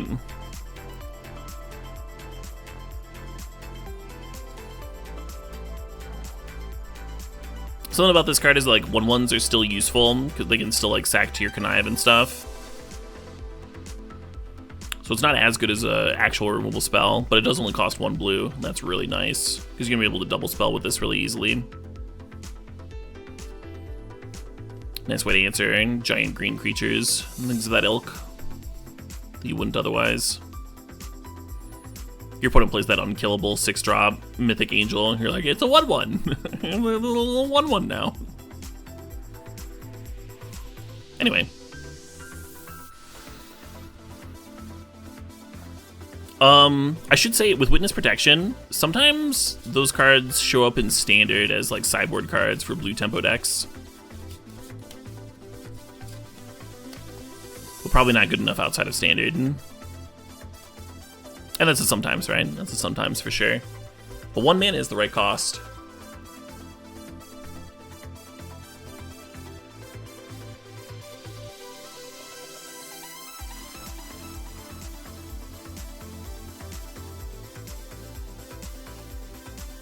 Would you want this as an answer to Death Shadow? No, there's better removal.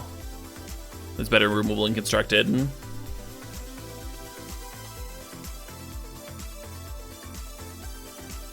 The Claustrophobia variant costs 4. It might be helpful to think of the Claustrophobia variant as a Chupacabra variant, right? Because you're getting that value, right? This is negative value. This is positive value. That's a difference of 4 mana versus 1 mana. All right, we're already into black. This has been going really fast. This has been really nice. 1 hour per color. I wonder if I'll finish the whole set review tonight. Oh, there's a lot of multicolored in this set. Yeah, we'll see. But I'm gonna go with my usual and take a quick break. Keep my voice rested. I'll be back in a few minutes. We'll handle the black cards. Black, my favorite color in Magic.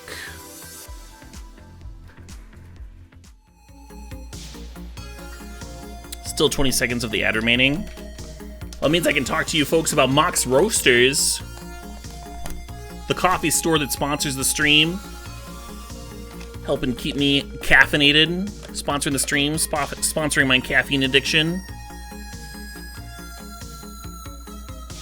Coffee company made up of Magic players.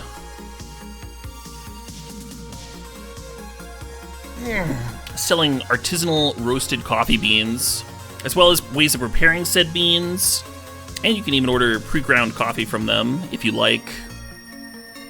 But worth checking out. They've got some really good ones. My favorite is the Geode House Blend, which is what I'm holding right now. And there's a coupon code if you want 10% off your order with them. You can find that in the stream description. Hey, Rich's Lion, thanks for the sub, thanks for the 13 months. I got raided by Voxy. Hell yeah. Welcome, Voxy Raiders. Thanks for the raid. Anyone that is not following Voxy yet, you absolutely should. She is a delight. I'm extremely happy that Voxy's in the Magic community, spitting out awesome swears and content. Some high energy entertainment for sure. Anyway, we were just about to move on to the black cards. Let's do that. She does swear more than me. Yeah, I'm not even in competition there. I'm not even gonna bother. Is this a standard or limited set review? I do both. I review the cards based on the format they make sense in. So most of these cards are obviously just going to be evaluated for limited, right? Because most cards don't make a splash in Constructed. But here we have a couple of mythics and a rare right up. So we're going to talk about them for Constructed play. If a card seems interesting for Eternal formats, like Modern or Legacy, then we'll talk about it for that too. So part of doing this review, in my first impressions and all that, part of that is me like trying to figure out what formats I might think a card will see play in or is interesting or worth trying out in.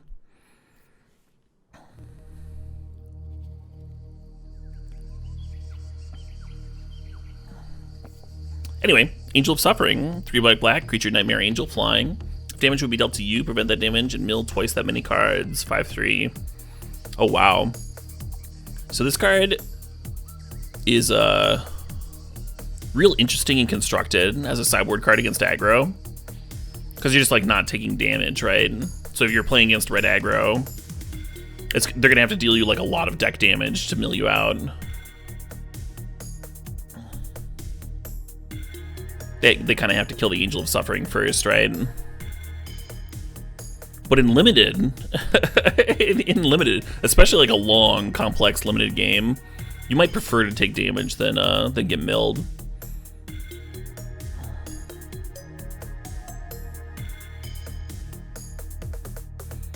Vulnerable to burn. Yeah, that's still a burn spell that's going at the Nightmare Angel and not at your face, though, right?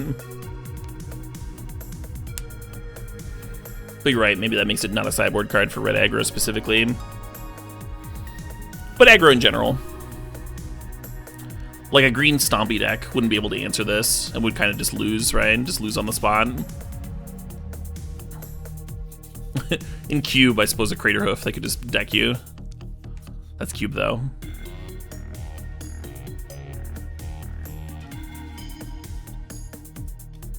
Some sweet art. It is some pretty cool art, yeah. Nice intimidating perspective. Overall, a little underpowered for a mythic. Body Launderer, 2 black, creature Ogre Rogue, Death Touch, 3/3. Whenever a non-token creature you control dies, Body Launderer connives. Oh, that's awesome. So that kind of reminds me of Murder of Crows, huh? From original Innistrad. There's 3 blue for a 4/4. Whenever any creature died, you got to loot. It was just like very hard to flood out when you had that card in play. This is only when something you control dies, but also Connive is a little bit better than looting, right? Because it'll be growing the Body Launderer too. And then there's one more ability here. When Body Launderer dies, return another target non-rogue creature card with equal or lesser power from your graveyard to the battlefield. Oh, nice. So it doesn't just recur the card to your hand, it puts it straight into the battlefield. And you're doing all this conniving, so like, there's probably going to be something to reanimate when it dies. Yeah, this card's good. Plays well in black sacrifice decks. It's definitely costed to be constructed playable. Whether it actually that doesn't mean that it's necessarily going to find a home. It just means that it's good enough. This card is like, just on surface level, good enough for constructed play. But will that archetype be viable in constructed? Will the other 4-drops be even better? That's the real question, right? Why non-rogue? I guess they just didn't want this to be part of Rogue Tribal. Does this card work with Grief and Solitude? I mean, you can certainly play this, play a Grief, and get to Connive, and then if this died, you would get the Grief back. Is that what you're saying?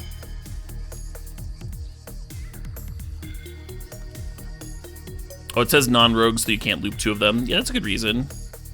Can't just, like, fucking go infinite with 2 of them in a sack outlet. That makes sense. Could say non-ogre, though, if they wanted it to still be viable for rogue tribal. Rogue tribal, a little bit more popular than ogre tribal.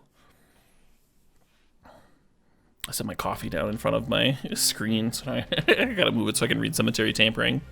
Alright, Cemetery Tampering, 2 and a black, enchantment, hideaway 5. Another one of these hideaway cards. At the end of your upkeep, you may mill 3 cards. Then if there are 20 or more cards in your graveyard, you may play the exiled card without paying its mana cost. Self-mill. Self-mill looks like a supported archetype here. 20 more cards in your graveyard in limited is a lot. That's a lot of cards. That's a little bit less in constructed, though. In constructed, though, this is like a lot of work to go through and to get to cast your hideaway card. Hey, Ken Kong, thanks for 42 months, though.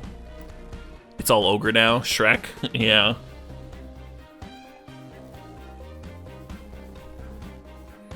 Yeah, Body Launder is like an onion, huh? It's got layers to it.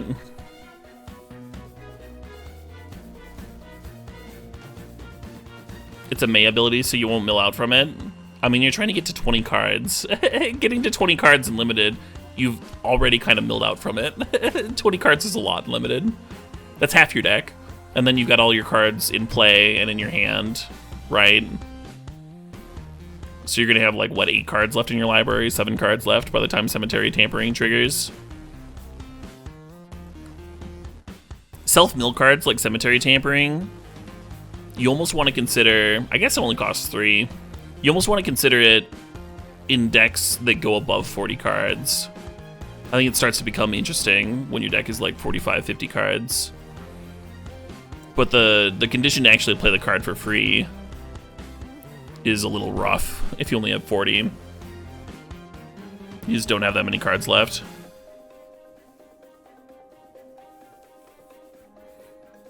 Yeah, that's where I see it limited. Is you're playing a deck that's like already wanting to do self-mill, and you don't mind going above 40.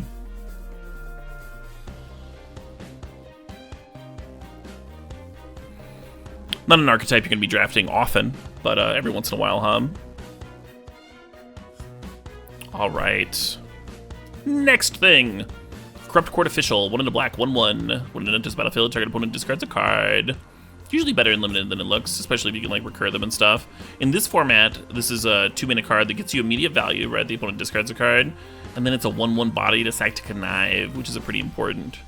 Or, I'm sorry, is that Connive? The sacrifice ability? New names. I'm not very good with names. Or is it called something else? It's called Casualty. Sorry, Connive is the loot one. Casualty is the one that plays very, very well with random ass 1/1 value bodies. And this is a 1/1 value body. So just like random 1/1s with card advantage stapled onto them were really good in Neo because of ninjutsu. They're also going to be quite good in this format, just as sacrifice fodder. Love it. Cricket Custodian, 1 in a black, creature ogre rogue, enters the battlefield tapped. That's a 3/2. Oh, this card's sweet, hum.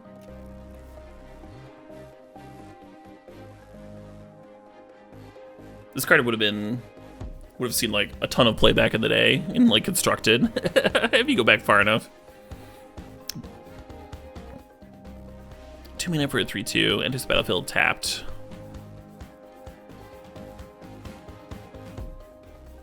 Certainly better than a Goblin Piker. The flavor text, nothing to see here, just carrying a carpet. Yes, the carpet wears boots. Stop asking questions. Well, it's not bad. It's not bad.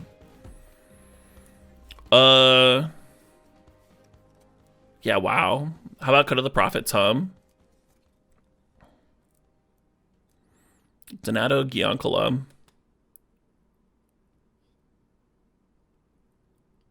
I think one of Magic's best traditional artists.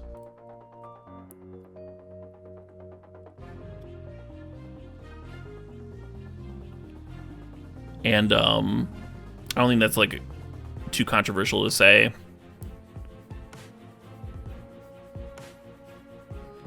And this is probably one of his more complex pieces that he's ever done for Magic.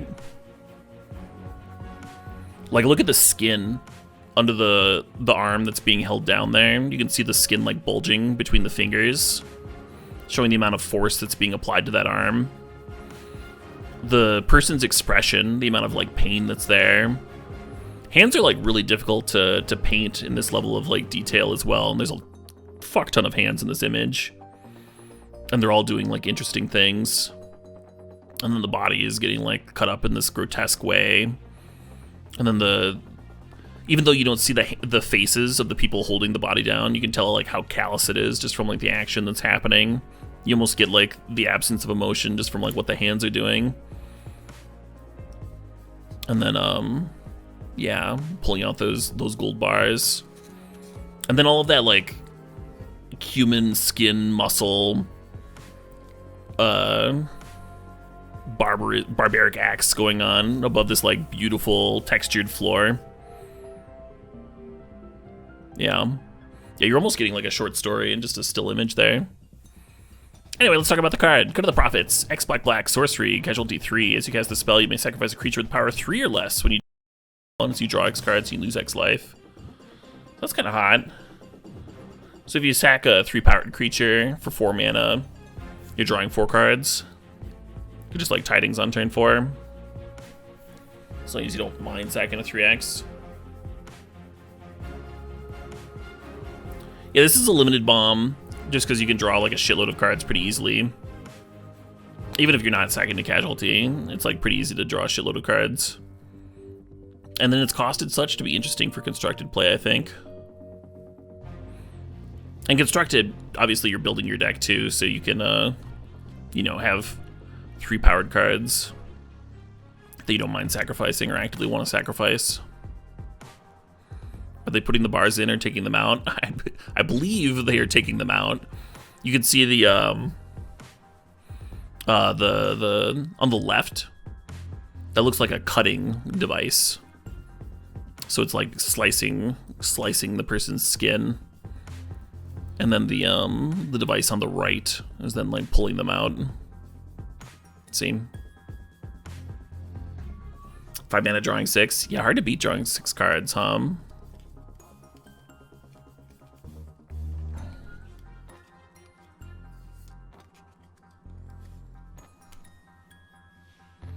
Act of treason. Oh, you want to steal the opponent's creature and then sacrifice it to this?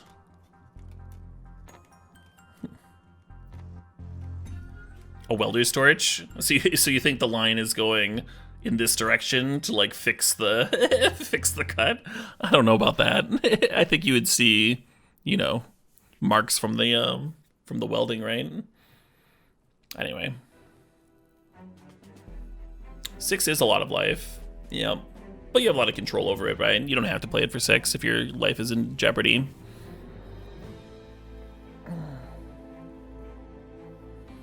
Cutthroat Contender, 1 black. Creature, Vampire, Warrior, pay 1 life. It gets +1/+0 until end of turn. Activate only once each turn. It's a 1/1. I've played a lot of vampires in Constructed, and this card kind of appeals to me. There's something like vaguely pulse tracker-ish about it.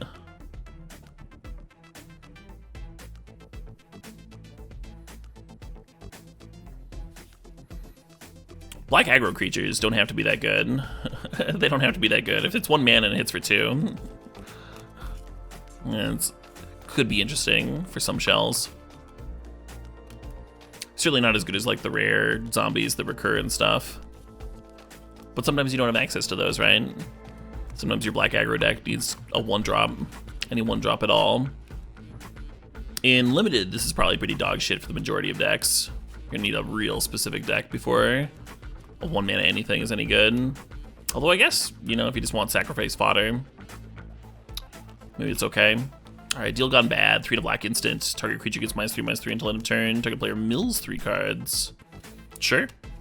Like, self-mill is a thing in this format, and decking the opponent is a thing in this format. So target player mills 3 cards is not, like, irrelevant value. It's value that only matters in limited, really. But 4 mana for target creature gets -3/-3 until end of turn.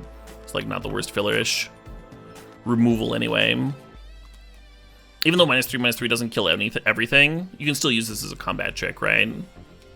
Serve your 3/3 into their 4/4 or whatever, and use it as like a reverse pump spell. Demons do 3 black instant. Scry 2, then draw 2 cards. You lose 2 life.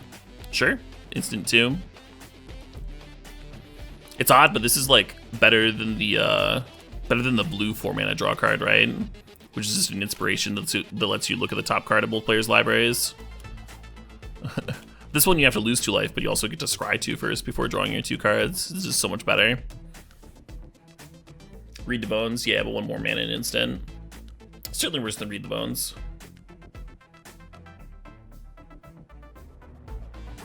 Dig up the body. 2 and a black instant. Casualty 1. Mill 2 cards. Let me return a creature card from your graveyard to your hand. And then casualty 1 would let you copy it, of course. More self-mill action going on. I kind of feel like this card sucks. I kind of feel like this card sucks shit. I feel that way about like most graveyard recursion that doesn't have value stapled to it though, right? Like Gravedigger, obviously a great card, but this is not Gravedigger. So you'd need to have like a really specific deck to want to play this, I think. It's like a draw 2 creatures. Well, it's only a draw 2 creatures if you're sacrificing a creature. So that's not value, right? That's still a 2 for 2.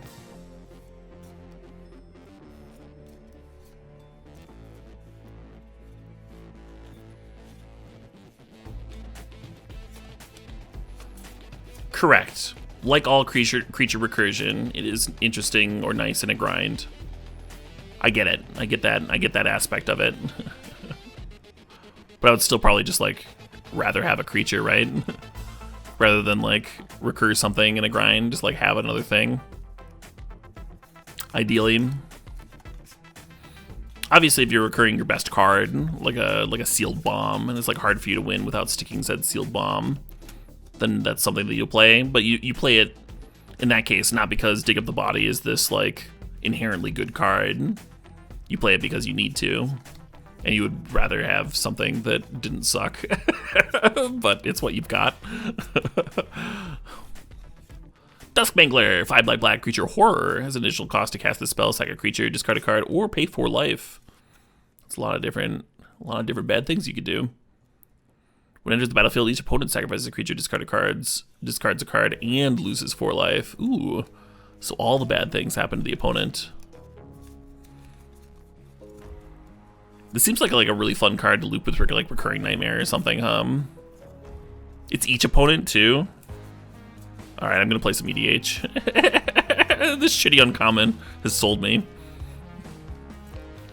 Or two-headed. Oh man.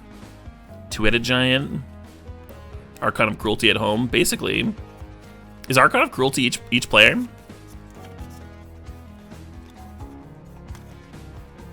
I kind of feel like this is a limited bomb. It won't be hard to either like pay 4 life or discard a random land.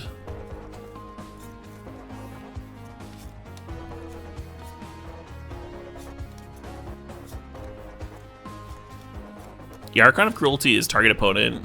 So in multiplayer, Duskmangler is probably actually better.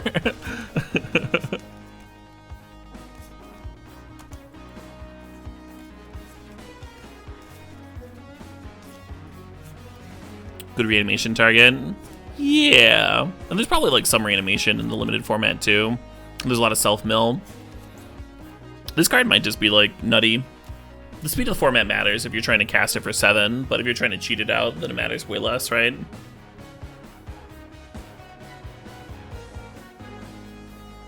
A cast trigger? This is not a cast trigger. It enters the battlefield. So enter this battlefield is nice for reanimation. And if you're reanimating, you don't care about the additional cost, which is kind of nice too. Doesn't hit planeswalkers? Sure. Anyway, extract the truth. Yeah, obviously I'm not saying Dustmangler is better than fucking Archon, the best black creature ever printed. It's like sicko mythic.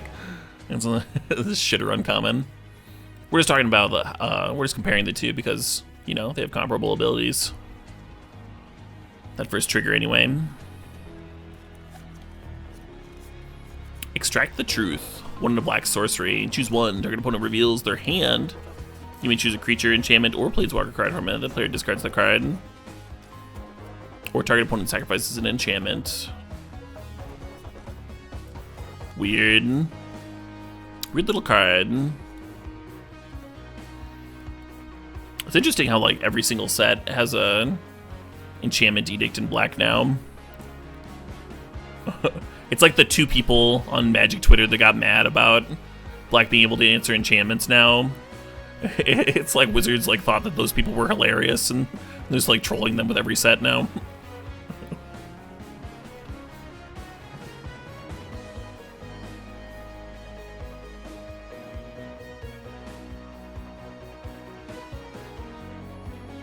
Yeah, not a terrible card. 2 mana to make someone discard their best card. In limited, make them discard their bomb or whatever. Isn't the worst. I don't know how often the enchantment edict is going to matter in this format. Fake your own death. 1 in a black instant. Until end of turn, target creature gets +2/+0 and gains. When this creature dies, return to the battlefield tapped under its owner's control, and you can create a treasure token. Cool.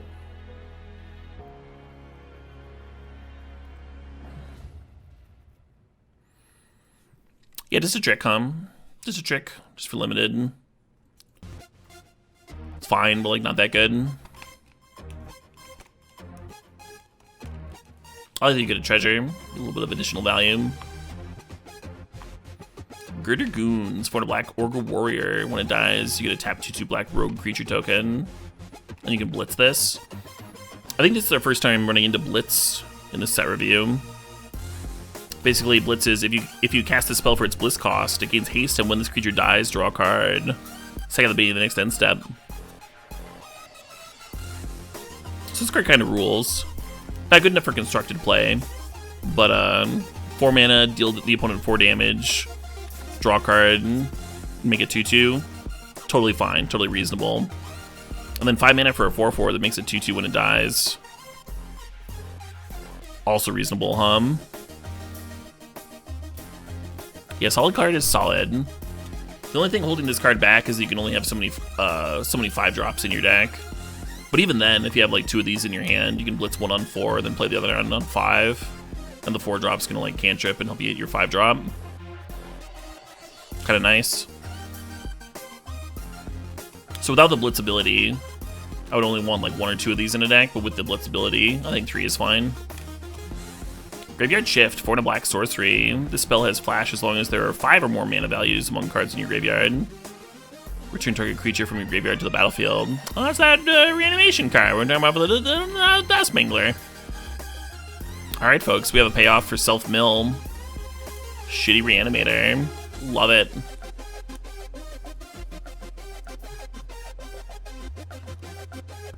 And then the flash on this could matter. If your best way of getting creatures in the graveyard is self-mill, it doesn't have to be in this format, right? Depending on the color that you pair with black, Connive is like letting you loot like crazy, and so maybe you don't even care about self-mill, but a lot of black cards do have this incidental mill attached to them, and then it's not hard to get 5 different mana values at all, and then your graveyard shifting, you can do it in the middle of your opponent's combat. Get to eat 1 more thing, you know, kind of nice. Grisly Sigil, 1 black sorcery, casualty 1. As you cast this spell, you may sacrifice a creature with power 1 or greater. When you do, copy the card. Grisly Sigil is a sorcery, and you can choose target creature or planeswalker. If it was dealt non-combat damage this turn, it deals 3 damage to it, and you gain 3 life. Otherwise, it deals 1 damage to it, and you gain 1 life.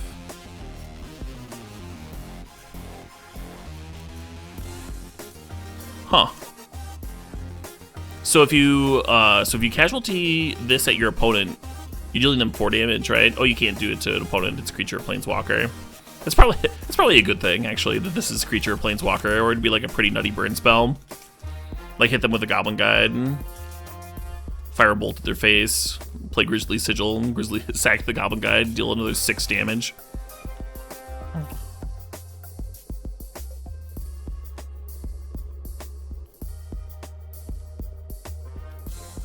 I'm trying to think if this has constructed applications or not. I don't think this is a bad limited card at all. The incidental life gain matters more in limited. You're more likely to end up in racing situations. Like, people have to kill each other with damage, right? In limited most of the time. So sacking your shitter to, like, kill 2 things could be reasonable.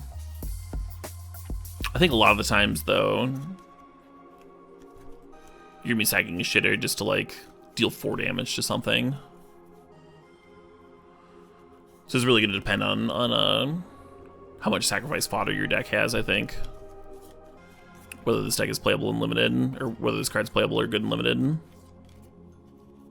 Shambling Gas is pretty popular. In constructed? Yeah, it is, isn't it? Yeah, killing 2 X3s in constructed would be kind of nice. Maybe a sideboard card for specific matchups. Answer a thing, answer another thing. Sack your value dork. Kind of what I was thinking. Interesting card for sure. I like how it's doing something like kind of complicated, but it's like relatively easy to grok too. Illicit Shipment, 3 black, 3, casualty 3. So if you sacrifice something with power 3, it doubles it. Switch your library for a card, put it in your hand, then shuffle. I think this card's bad. I think it's bad in constructed and limited. Is this too expensive?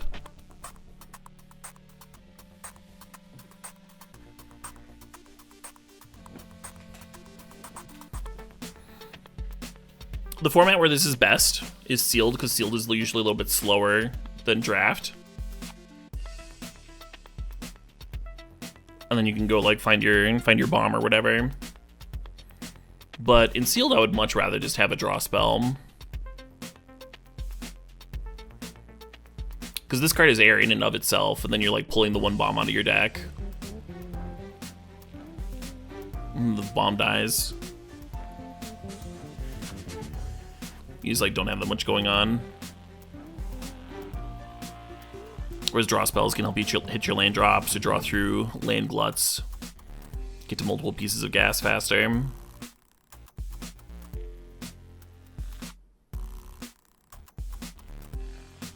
It does depend on the bomb. That's a good point, Brand Loco. How answerable the bomb is.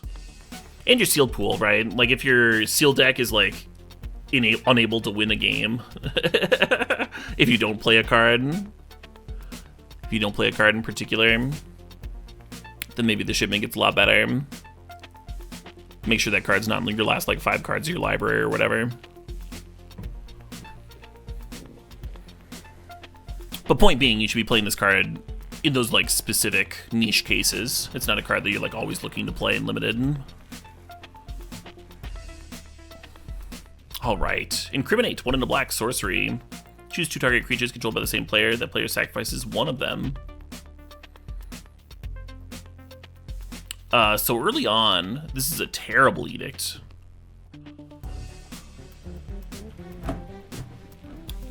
Because you can't just like cast this when the opponent only has 1 creature in play. And just like get their best thing, because they'd only have 1 thing. You have to wait for them to play a worse creature. And then you're getting the worst thing. Edicts are always getting the worst thing, right? Where this card becomes better than an edict is in the super late game. When the opponent's got like 5 creatures in play and only a couple of good ones. Then you get to kill one of the good ones.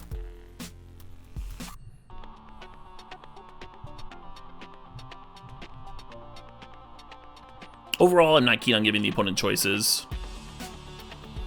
which is why I'm not like super high on edicts and limited in general.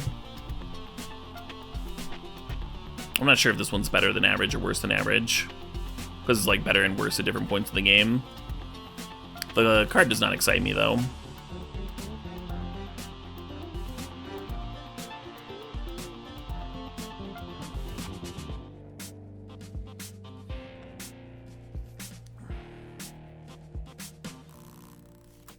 You think it's playable in Pauper? Yeah, I don't know about that. One of those things about Edicts and Pauper is that you're not targeting. So you can actually answer like a Hexproof 5/5 or...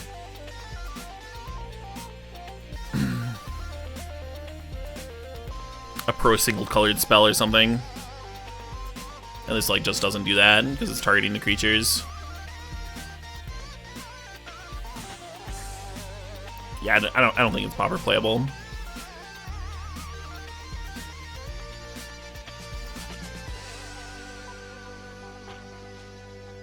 Join the Maestros, 4 and a black, sorcery, casualty 2, get a 4/3 black Ogre Warrior creature token.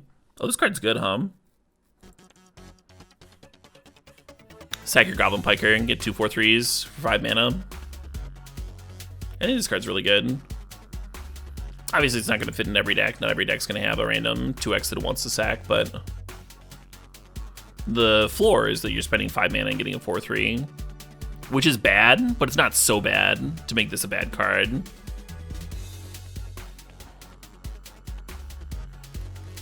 And the ceiling's kind of high, I think. Maestro's Initiate, 2 and a black, 3/1, 4 blue, red, exile it from your graveyard, draw 2 cards, and discard a card. Oh, it's a graveyard effect. That's really nice.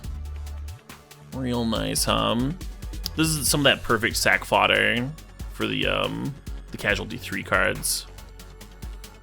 Just a random 3 mana, 3x. Gets value from the bin.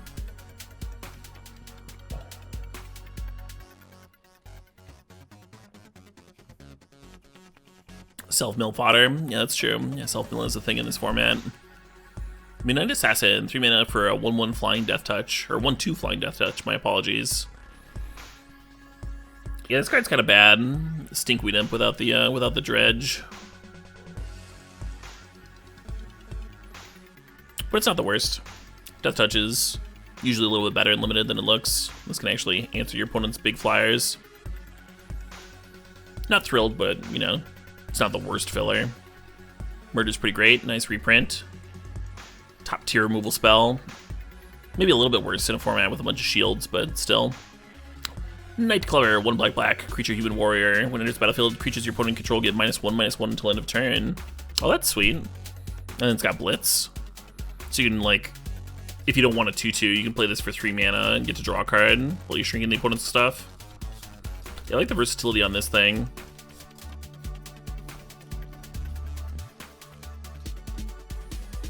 Raffine's Silencer, 2 and a black, creature human assassin. When it enters the battlefield, it connives. When it dies, target creature an opponent controls gets -X/-X until end of turn, where X is Raffine's Silencer's power. I kind of like this card. So it's a 3 mana 1/1. If you want to loot a land away, then it's going to stay a 1/1, and then you're still trading with your opponent's like X2s. Or sacking it to casualty and killing an X1. And then if you loot away a creature, juice that up a little bit. Or any kind of non-land, right? Hey, Yuga Chaka, thanks for 54 months. Appreciate you. Yeah, I like this card. Nice versatility, nice options. It's never really going to be bad, I don't think. Could get value. Rebel Ruiner, 3 to black, 3/1, creature Cephalid Rogue. Menace. Menace is not a bad ability to have on a front-loaded creature, right? A creature that's high in power. When it enters the battlefield, it connives, so you might have a 4 mana 4/2 here with Menace. Yeah, not a bad card. It's fillerish, but, you know, not bad fillerish, especially in an aggressive deck, right? A deck that wants to kill the opponent dead. Definitely just a limited card, though, obviously. Rogue's Gallery, 2 to black sorcery. For each color, return up to 1 target creature card of that color from your graveyard to your hand. So, I was talking earlier about how I didn't like creature recursion that doesn't come with value. Since this is a multicolored format, there's probably going to be like a lot of 3-color decks. And this Rogue's Gallery, it seems like it's going to be like really easy to recur 2 creatures with this. And yeah, I think it'll be pretty common to get 3+ cards back. So Rogue's Gallery, it's slow. Obviously, it's not doing anything on turn 3 most of the time. But There's gonna be decks where it's gonna basically be recurring just like a lot of value all at once. Could be a really good version of this card. The dream would be to recur 5 creatures. I think the average on this card is going to be recurring more than 2 creatures, which makes it very, very good, I think.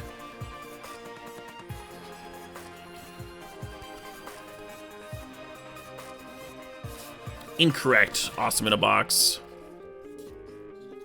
It says for each color, return up to 1 target creature card of that color from your graveyard to your hand. So I think it works like Sundering Titan, right? Where Sundering Titan says like for each land type, destroy one of those lands. And that works favorably with dual lands. You can like choose whether something counts as each land or whatever. I think that's the same thing with Rogue's Gallery and multicolored cards. You can be like, this 3-color card is my blue card. This Grixis card is my blue card. This other Grixis card is my red card. And this mono black card is my black card. And just like return 3 things.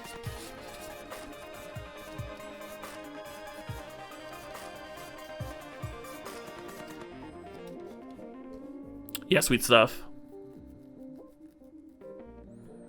Sanguine Spy, 2 to black. Oh, I should think about Rogue's Gallery for constructed. I think it's a bit much. I think you would need like not a normal constructed deck before this becomes reasonable. It's just hard to have that many creatures in your graveyard that you care about. Recur a bunch of valued orcs. Hey, thanks, cooldown. Sanguine Spies of Phyrexian Arena. Oh, that's sweet. Yeah, let's read this fucking thing. Alright, 2 to black, Vampire Rogue, Menace Lifelink. Well, those are already some like really nice stats for a 3-mana 2/3. 1 second of the creature, look at the top card of your library. You may play that card into your graveyard. At the beginning of your end step, if there are 5 or more mana values among cards in your graveyard, you may pay 2 life if you do draw a card. Interesting. So you can sack a creature to Surveil with a mana, which is a lot better than Scrying in this format, and certainly a lot better than Scrying when you consider its last ability.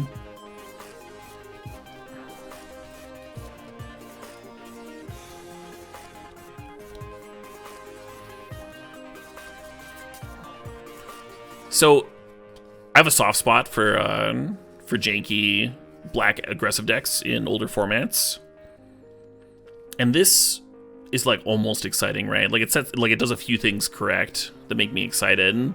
The issue is that if I was going to try and play this in like Modern or Legacy or whatever, it's going to be like really hard to get 5 or more different mana values in comparison to playing this in Limited or in Standard, where having your curve go up to like 5 or 6 is a lot more reasonable, a lot more normal.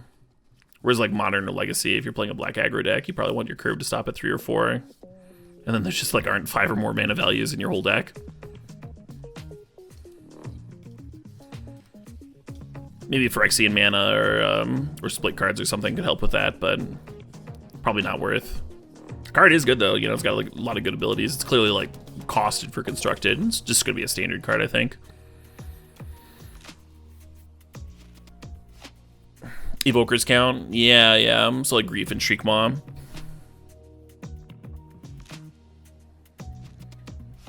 Pay 2 life to cycle guy. Street Wraith? Yeah, I suppose that's true. Street Wraith, probably not a card you want to actually like play in a deck that's not playing. That's not actually trying to damage itself or something though, right?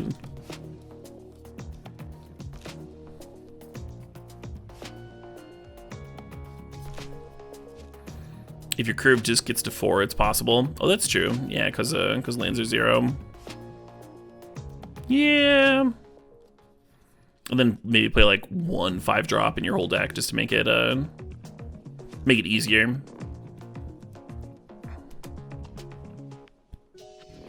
Street Wraith pitches to Chrome Mox. That's true. Street Wraith do pitch to Chrome Mox. And like I was saying, if you just play like a single copy, it's not that bad.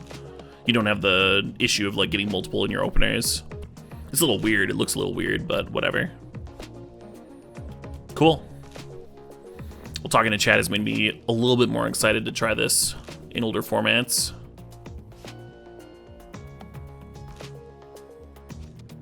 Card certainly looks good.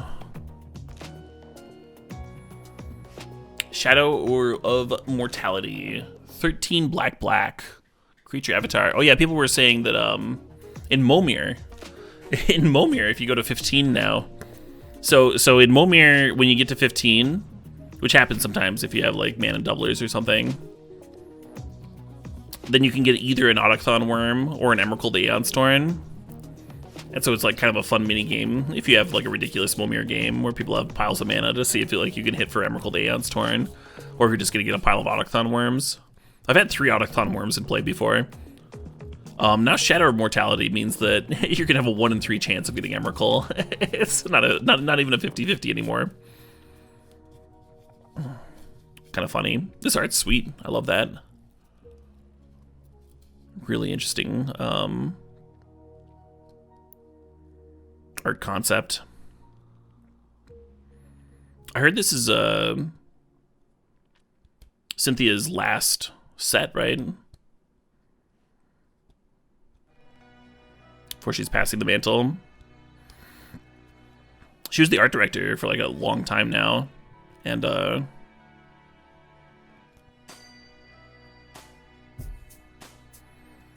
for some of my favorite sets, magic art wise, the game owes her a lot. I should probably read the card. Creature avatar. If your life total is less than your starting life total, the spell costs X less to cast, where X is the difference. That's a 7/7.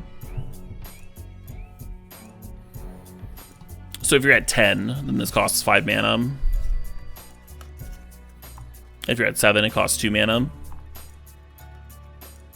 Yeah, kind of interesting.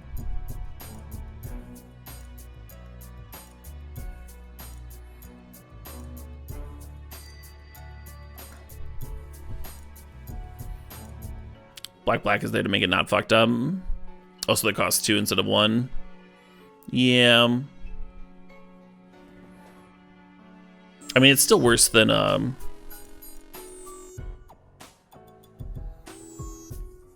Death Shadow already. If it did cost 1 black, right?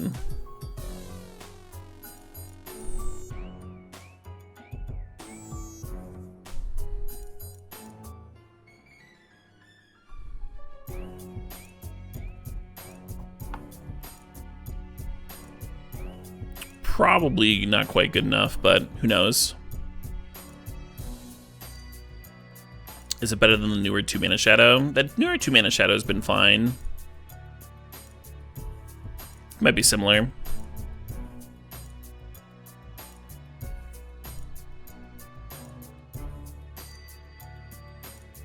Play with Burnt Offering, so you can like hardcast an Emerald Aeon Storm.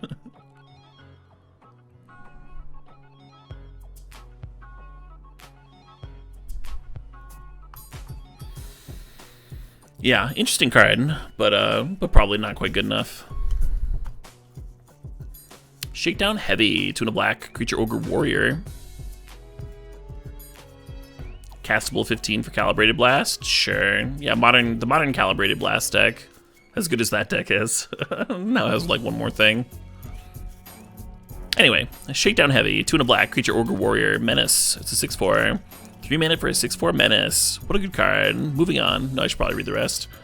Whenever Shakedown Heavy attacks, defending player may have you draw a card. If they do, untap Shakedown Heavy and remove it from combat. Alright, what a piece of shit.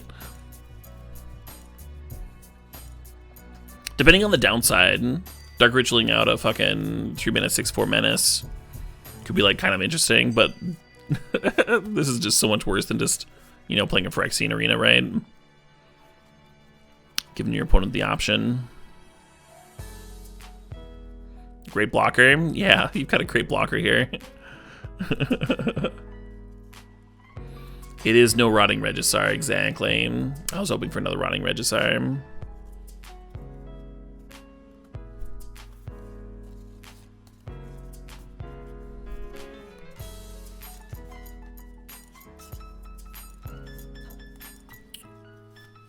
Pseudo Vigilance. Draw a card and get to block. Yeah, so maybe it's good against aggro, huh? An aggro player, this might actually be like a huge choice. Whether to take 6 or let you draw a card and then have a blocker. A little bit different than just the decision to take 6 or let you draw a card.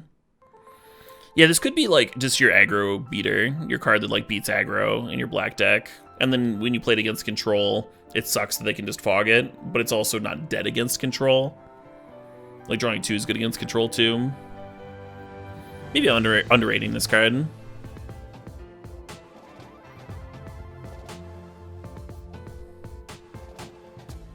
Yojimbo's Law. For one, you don't have to attack.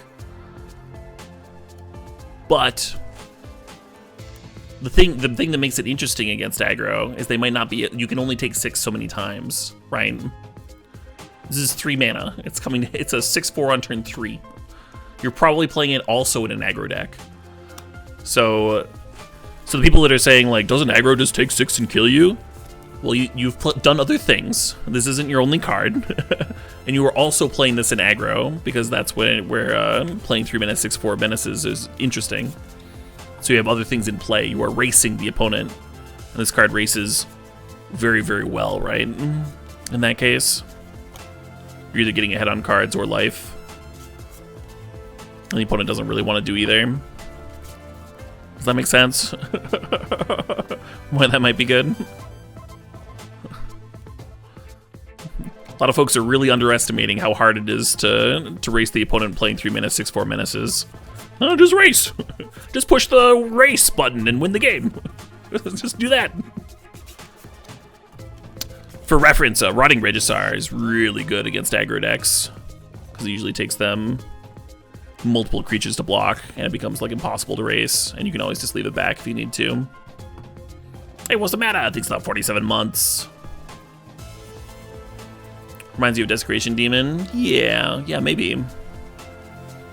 Maybe something like that. I think it is probably better than it was at first glance, for sure. Maybe an interesting card for Standard. Alright, Tavern Swindler. We've seen this one before. 2 mana for a 2/2, pay 3 life, flip a coin. If you win the flip, you gain 6. It's kind of just fine, right? Kind of just a 2 mana 2/2. Is this better than Regisaur? Shakedown heavy? It is not.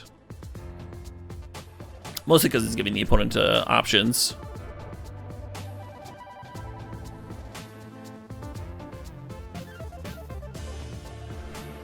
But Regisaur is pretty good, so having something that's slightly worse than Regisaur is not the worst. And it might be better than Regisaur in some matchups, some board states.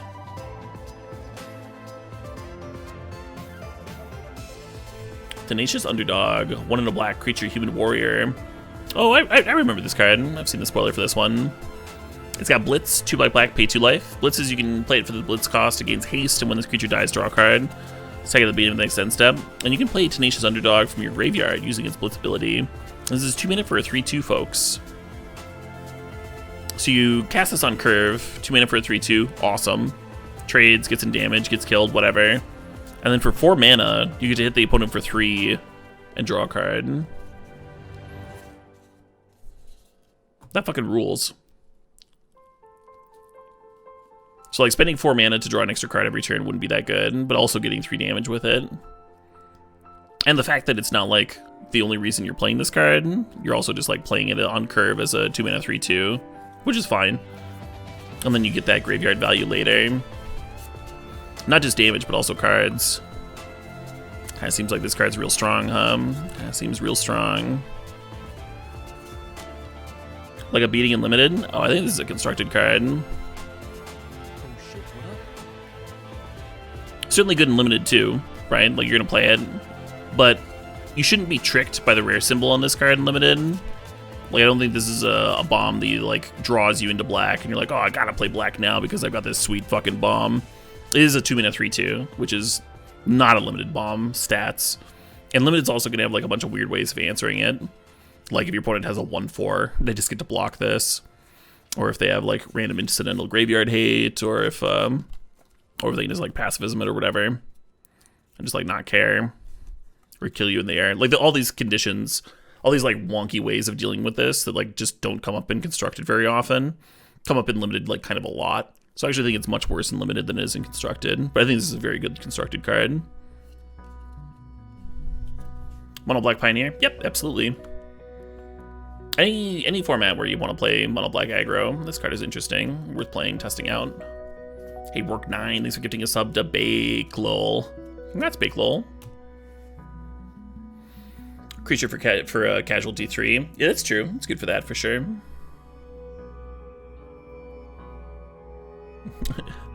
You would first pick this just to stare respectfully. Yeah. Yeah, I don't blame you. How is this dude an underdog? Oh, just cause he's all muscular and stuff? Well, look at the background. There's a fucking lizard guy. In the realm of Magic the Gathering, the human warrior might absolutely be the underdog, right? You'd be facing a fucking ogre in that ring. You don't see the opponent, right? Yeah, they let rhinos box in this fucking plane. A lizard boyfriend? It's the manager. He's handing him a drink. It's the manager. God damn it.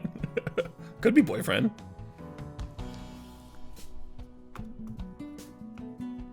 Dies to shock? Who cares?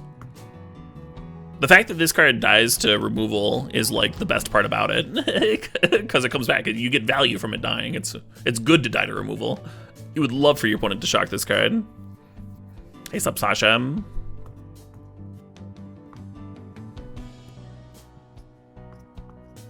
Don't date your manager, no matter how lustrous the scales. Yeah, right?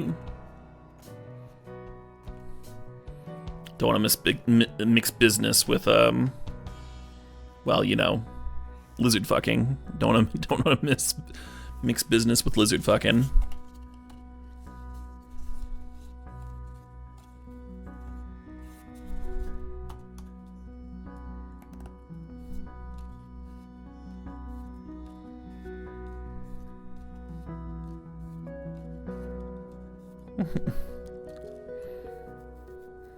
I was gonna make a bad underdog joke, but I'm just gonna move on here.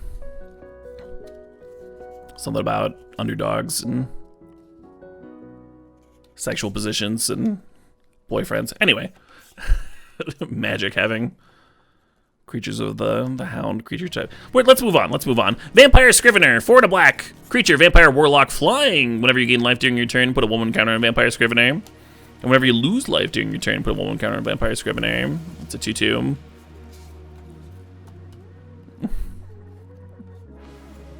Yeah, 5 mana for a 2/2 flyer is not great. And the life adjustment has to be on your turn. This is the sort of card where, like, if you had a Blood Artist effect, it would just get, like, very big very quickly.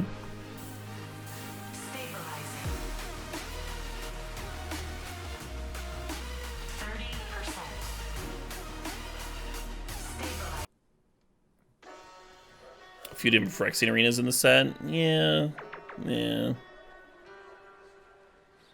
Play with Tavern Swindler. That's true.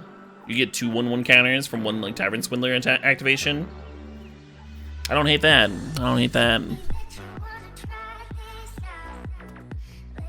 Pay a life to pump. Oh, that's true. There's that as well. Is that in this format though, or was that in the that's just in standard? I don't think you can consider this card for constructed. Like 5 mana is just like too much for a beater. A lot of paying life in black. Yeah, I might be underestimating this. You do only need to trigger it a couple times before like it becomes a great card. And then anything more than that is gravy. Could be real strong. Also could be a 5 mana 2/2, so who knows. Whack. 3 to black, sorcery.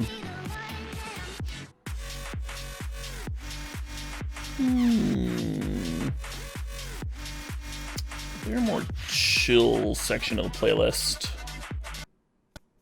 Oh shit, what up? Oh shit, what up? Hey, Get a Wolf, thanks for the 30 months. You think Twitch is broke? The notifications? Yeah, they've always been a little off. That's fine. Get it for the most part. Whack, 3 and a black sorcery. It costs 3 less if it's targeting a white creature. Target creature gets -4/-4 until end of turn. Yeah, obviously it's just like a fine limited card, and then like all of the cost reduction cards becomes kind of interesting for a constructed sideboard card. The one that hits red creatures and you get to gain life is like sort of interesting for like Pioneer and stuff. I don't know if this is gonna be good enough for older formats. This might just be a standard card.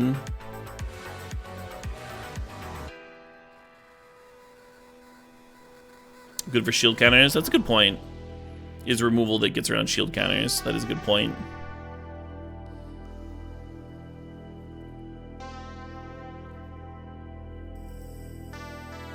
Sweet. We're through the black cards too. Yeah, we've been doing about 1 hour per color. Plugging on real nicely. But part of that is because I've been giving my voice breaks in between colors. I'm gonna keep doing that. Plus I could use some more water too. I'll be back in a few minutes.